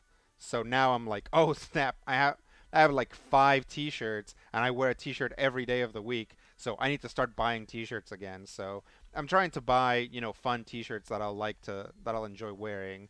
But I think I'm probably gonna end up like going to like Walmart and buying like a 5 pack of T-shirts at some point just so I can have enough. Um, Jackson says, "Oh my God, a story involving having to figure out why Pokemon are mysteriously suddenly Dynamaxing would be so cool." That is this story. Like I don't know if you're joking, Jacksums, but that is what this story is supposed to be. That's what Sword and Shield story is supposed to be. We're just not involved in it. This is something that keeps happening, and the adults talk about it, but they don't let you get involved. Um, Harvester says Black 2 White 2 had that animatic in the 8th Gym City versus Team Plasma with cool combat anime stuff, and it reflected the in-game events fairly well. Yeah, that's another thing. Pokemon doesn't have cutscenes. Pokemon doesn't have animatics. Pokemon doesn't have animated stuff. Like if you go to YouTube and you go to the official Pokemon channel, there's some like amazing animation in there. Like just such great ways, like so many good expressions of the Pokemon world. Especially because a lot of the time they're about like the non-combat aspects of the Pokemon world, but none of the games have that. You'd figure they would just freaking commission one. Just go to the same animation house and be like, here's what we want. Since you're already doing 10 animations for us, do this one too and put it in the game and just put it in the game. You know? Yeah. Harvester says that shirt slaps. Yeah, I love the Muppets. Um, Jexum says, "Oh, I must have completely blocked that story out of my mind precisely because we don't actually get involved. Our entire focus is on the league." Yeah, isn't that great? It's like, wouldn't it have been cool if like the point of this story was that Dynamax energy is like very unpredictable and Pokemon are randomly Dynamaxing, and actually the big capitalist at the center of it all is actually to blame for it. Wouldn't that have been a great story? Is like, yeah, that's supposed to be this story, but we don't get to see it until the very end, and that sucks. But anyway, enough complaining about Pokemon's story or rivals or lack of good writing or any of the other problems that the franchise has. Let's actually get through this, at least get through this scene. Let's see. Capture card. Balui says, I think Pokemon Arceus does a better job by making your character 15. Yeah, that the idea in Pokemon Arceus that is like, um, the adults are like, how old are you? 15? Great. That's like you're at, it's like it's the 1700s, so you're officially an adult as far as we're concerned, right? I don't know what year it's supposed to be, but you know what I mean. It's like, yeah, at 15 you were like old enough to work a plow or go out into the wilderness or like get married, right? Good times. All right, I gotta give an interview. You were both endorsed by the champion, making the two of you rivals in a sense, would you say? How does it feel to have defeated your rival? I'm glad I could beat him. It doesn't quite feel real yet. It was just luck that I won. What do you think spares Hop's feelings the most?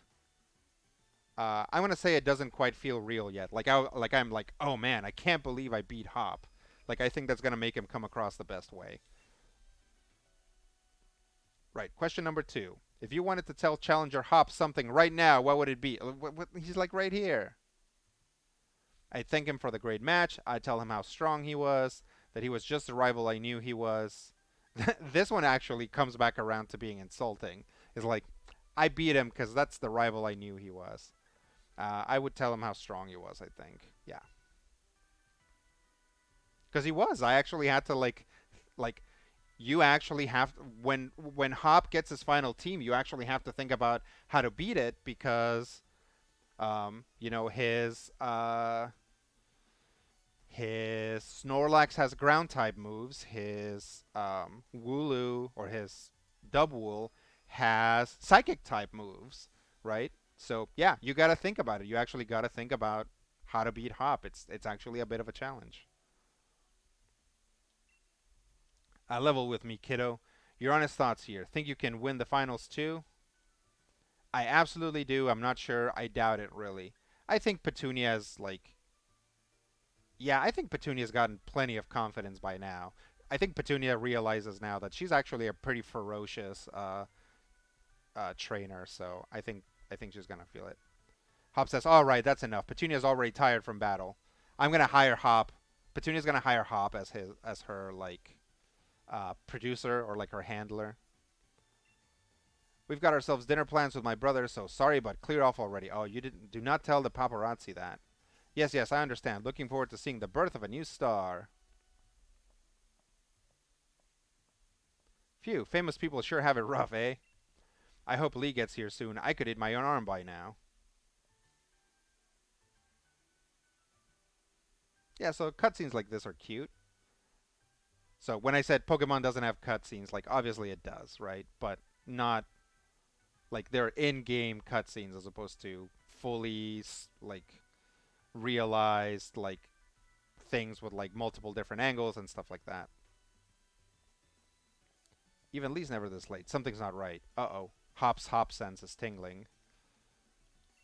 As a kid, he promised me he'd become champion one day, and he went and did just that. Well, Hop, I mean, you can't base everything on that. You have to be able to keep to his own dinner plans. He does always get lost. Kids sure got a mouth on him, huh? If you were that noisy during battle, you'd unleash a whole new level of power, you know? Oh, Pierce talking about the Sonic type Pokemon that is clearly coming. It's not coming. You guys need to stop saying that. We're not going to get Sonic Pokemon. I'm sorry. If you were that noisy during battle, you'd unleash a whole new level of power, you know? Oh, pack it in, Pierce. I'm seriously worried here. He is worried.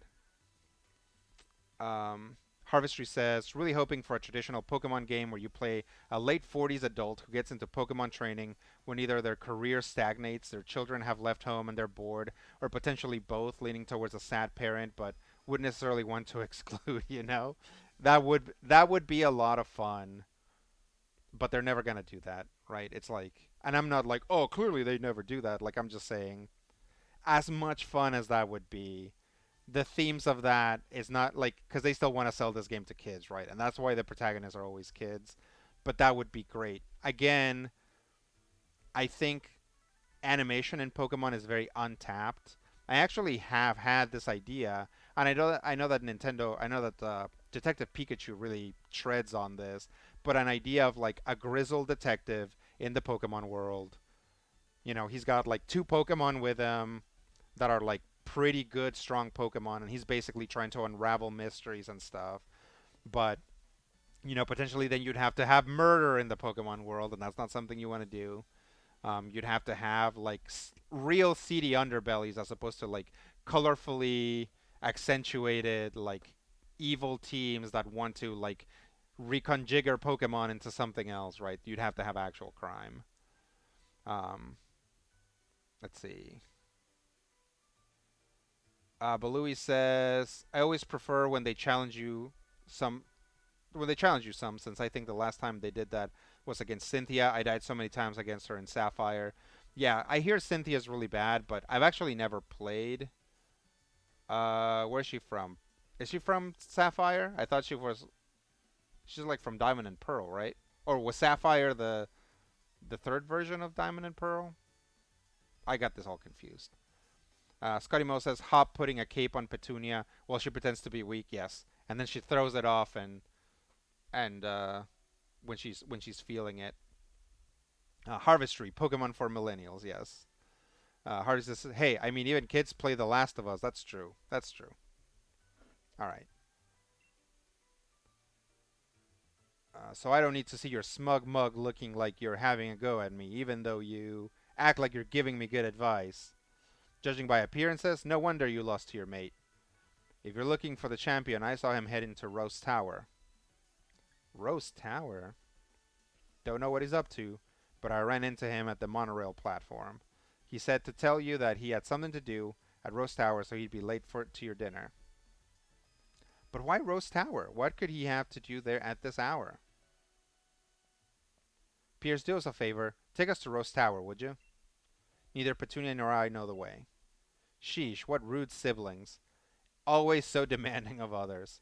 Though I suppose it's a real problem for me too if the finals are held up for any reason. And I don't really hate the two of you little runts.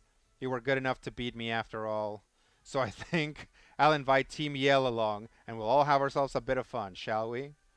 Pierce Pierce definitely likes to stir it up. Brilliant. You're the best, Pierce. Let's go make a real ruckus. I wish that you got like a Team Yell uniform out of the deal here. That would be great.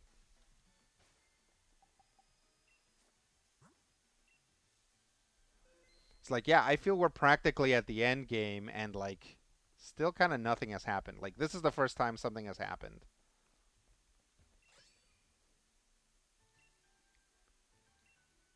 It doesn't matter how many people come and go, mistakes are unacceptable. It's like mistakes are unacceptable. That's why we have these wild god monsters helping us all the time. That reduces mistakes. All right, let's save here. I feel like we are about to move into more plot territory, so maybe we should stop playing here. Yeah, let's stop playing here. We can keep talking about Pokemon because it's fun, but we'll leave it. We'll leave the rest of the scene for some other time. Let me just save again. Gotta save compulsively. You guys have seen what happens when I don't save.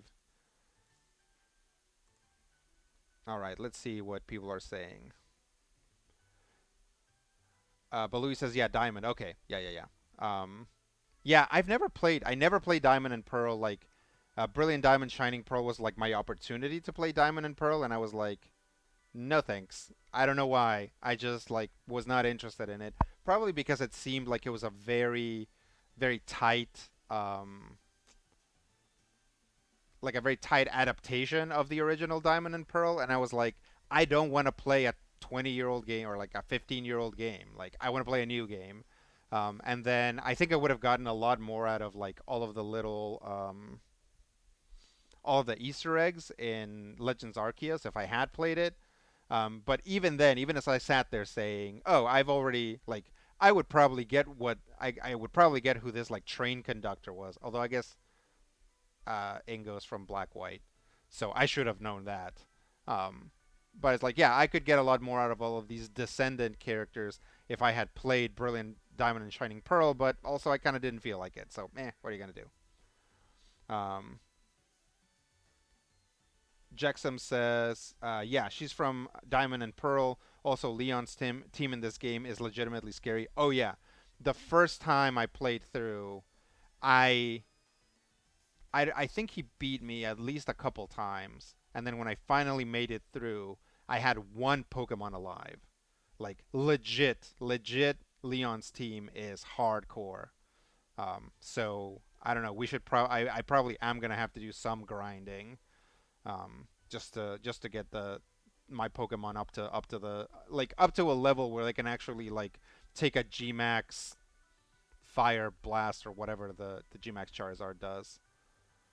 Um, Harvester says, Peers, you puny children have battled me into submission, and so I will put up half-hearted resistance before doing what you ask of me, because punk rock is like, I will put up half-hearted resistance before doing what I want to do anyway, which is to show up at Rose Tower with a bunch of punks, right? It's like, if you were going to do it, like, he was just looking for an excuse to get Team Yell into Rose Tower.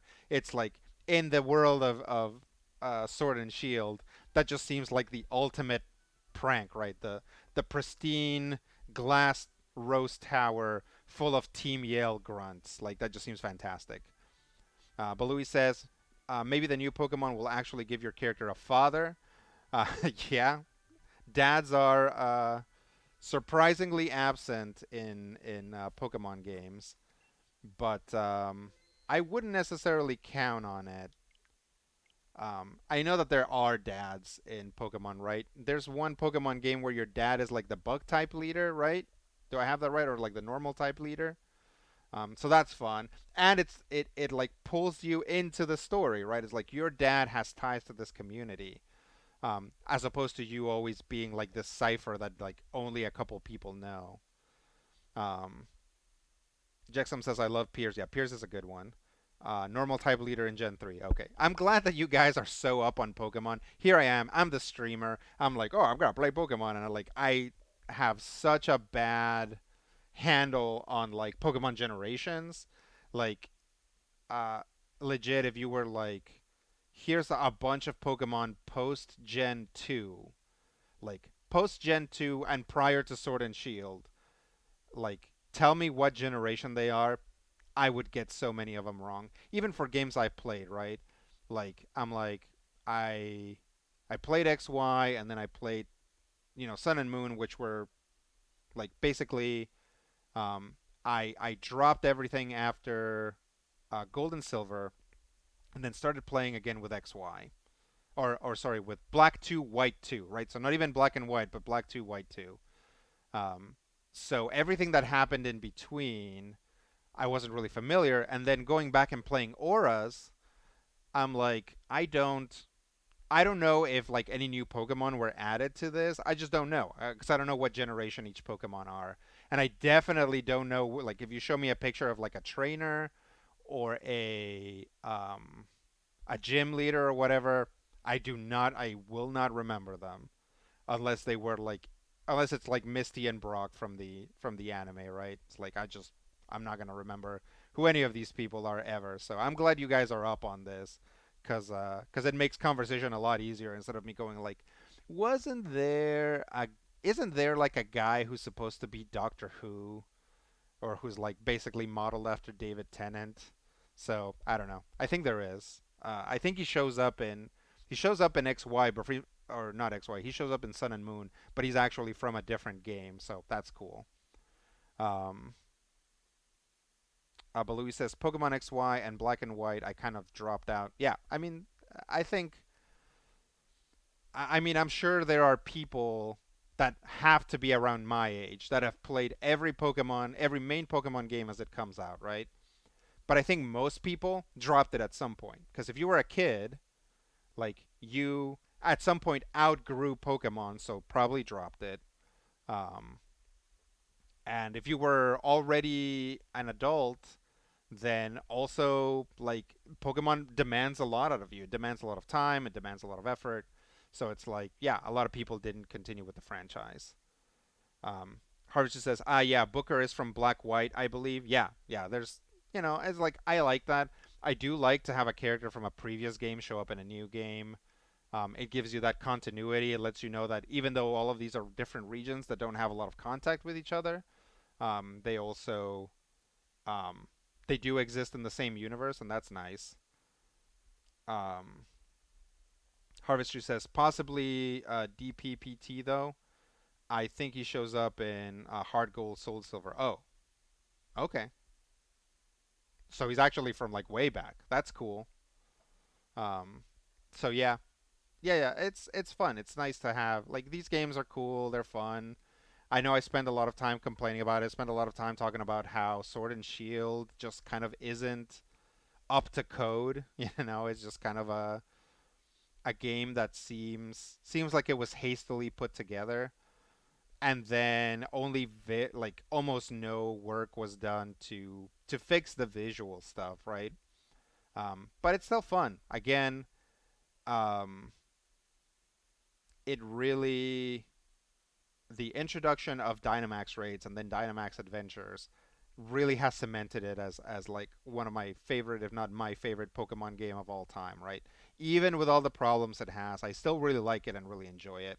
So it's good times to be able to share that with you guys and to talk about Pokemon with the chat. Um, Harvester says, yeah, one of the most consistent recurring characters, though, largely a bit part rather than influential on the plot. That's fine, right? That's fine. It's probably better. Like, once you start having a recurring NPC that is very relevant to the plot, that NPC turns into a PC, right? Like, you still want them to not be 100% involved all the time. Um, But Louis says, I wasn't for sure if this was going to continue since I think you talked about stepping away from Pokemon in prep for the new game. Oh, yeah, I was I have actually stopped playing Legends Arceus because I'm like I'm gonna be all Pokemoned out. But no, I've committed to this and like we're also almost done. Like there actually isn't a lot more game left. Um, unless we go and buy the DLC, which I might not do. Honestly, this is fun and I enjoy it, but we might just switch to something else because, um, I think I've gotten a few followers from doing Pokemon stuff, but also this isn't exclusively a Pokemon channel. I do want to play other games, and I think the end, like getting to the end of Sword and or of Shield, will be a good time to just be like, okay, let's play a few other games for a while, and then maybe come up with a new sort of like mission, right? Like the mission here was to do all poison type Pokemons through Shield. So we'll come up with like something else to do with some other game. Um, I'm looking at the new WWE game to play through. I'm sure the story is really wacky. The biggest problem with those games is that the actual gameplay is really terrible. But I hear that they actually streamlined it for this one, so we'll see. Um, and then right now I'm also playing Ghostwire Tokyo. So if I get a chance to do another stream aside from the Wednesday streams, I'm gonna try and do some Ghostwire Tokyo stuff. Um, just because it's like the game looks really good. I'm already getting to the point where I'm like, it's very early on, and I'm already like, I'm kind of tired of the mechanics of this game. Um, but the game looks really good. It's got some real cool visuals, and I'd like to show you guys some of them. Um, Harvester says there was some animated shorts featuring Booker leading some Pokemon Interpol operations. Put out a bit back. Yeah, I remember that. Like they're chasing after Giovanni. Actually, yeah, the short is like they do a raid and Giovanni gets away, and then they have a conversation with like little Giovanni baby from Gold and Silver, I think. But Louis says WWE games are guilty pleasures for me. Oh yeah, like I actually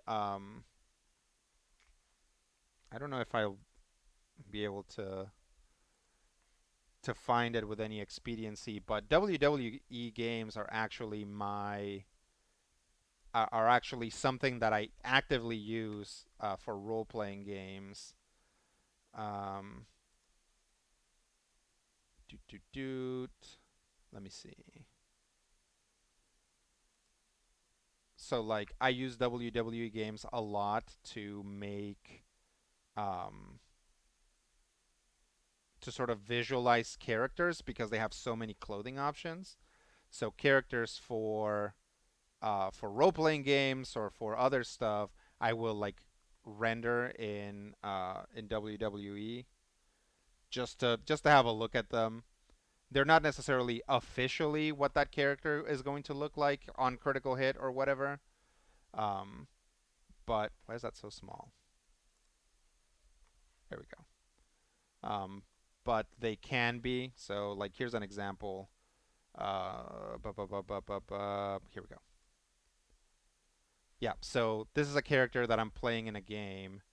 So I rendered this out in WWE 2K18.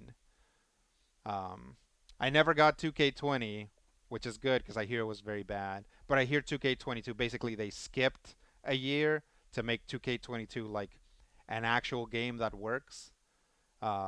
So yeah, I make a lot of these sort of characters. Um, let's see if I can find another one.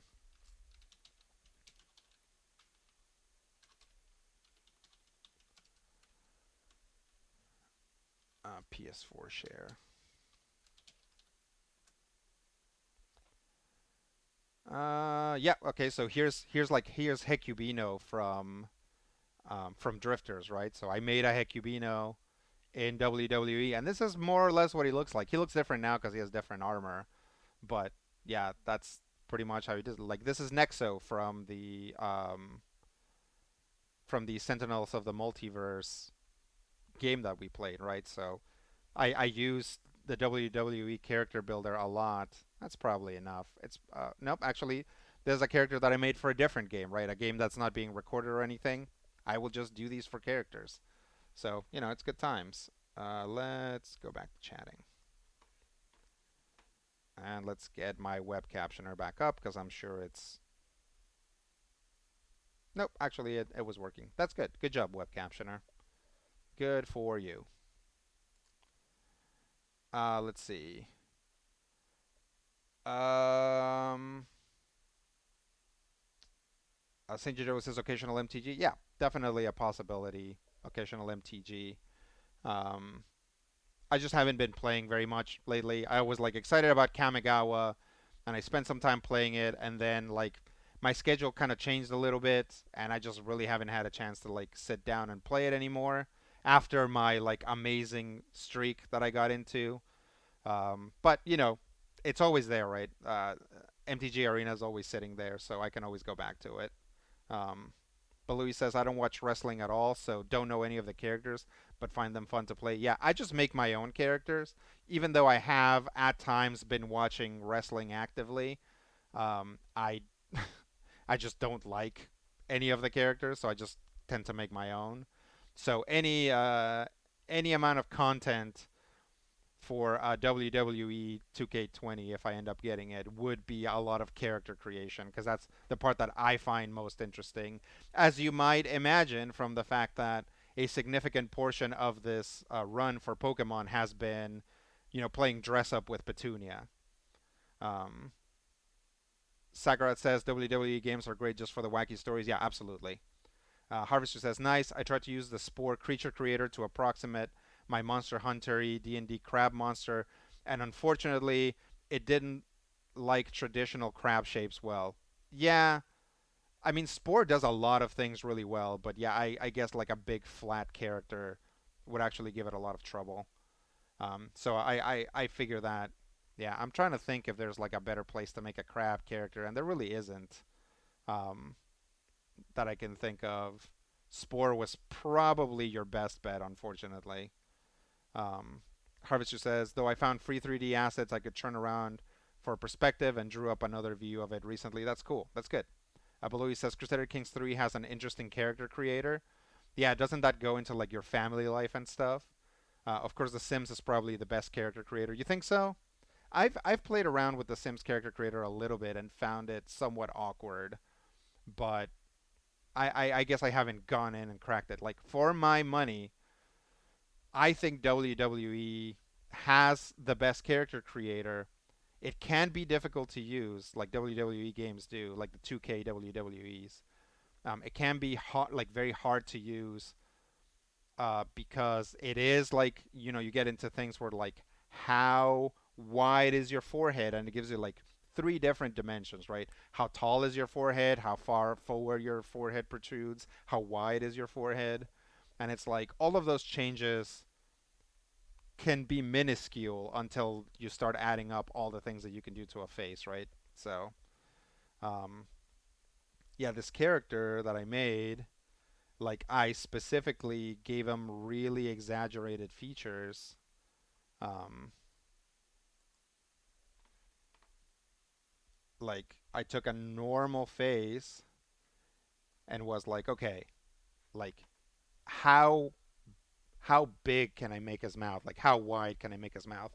And it ends up looking normal because this character is kind of out there, right? It's like a big red guy. He's got weird ears and stuff. He's got like this shiny thing over here. So it's like his giant mouth and weird nose don't look as out of place, but they did back when he had like normal person skin. He actually looked really weird. So, what are you going to do? All right. Let's start wrapping up. Oh, it's Dizzy.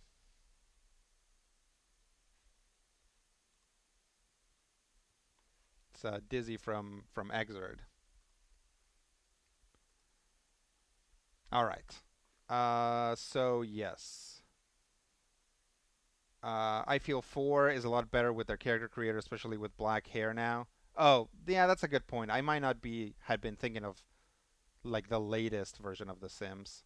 I find many characters have horrible options for black hair. Absolutely, they really do. And for dark skin in general, like the game is not lit for black skin, right, or for dark skin. So if you'll make a dark skin character and then walk it in, and they're just like a void, right? It's like all of the other white NPCs look just fine, but your character will just look like he has no depth or whatever. It can be really bad. And it's because no one ever play tested it playing a dark skinned character. I've run into that a lot because I tend to make darker skinned characters for my playthroughs, but it's a problem. Anyway, let's wrap it up. I want to thank you guys for stopping by. I want to thank you guys for chatting with me, for helping me work through all my issues with Pokemon. You guys are very good listeners. Um, you guys are funny. I enjoy the jokes you make. Um, and yeah, let's meet up next Wednesday again, and we'll keep this going. And it hasn't really worked out recently for me to do other streams, but yeah, there might be some. As always, there might be some random surprise streams throughout the week where I just get a steady amount of time and can do that. So yeah, thank you guys. Okay, let me see. Let me see if we can raid anybody because this almost never works. Nope. No one I particularly want to raid. But yeah, so yeah, thanks guys. I really appreciate it. Um, and yeah, I will catch you guys later. Do stream ending slate. Here we go.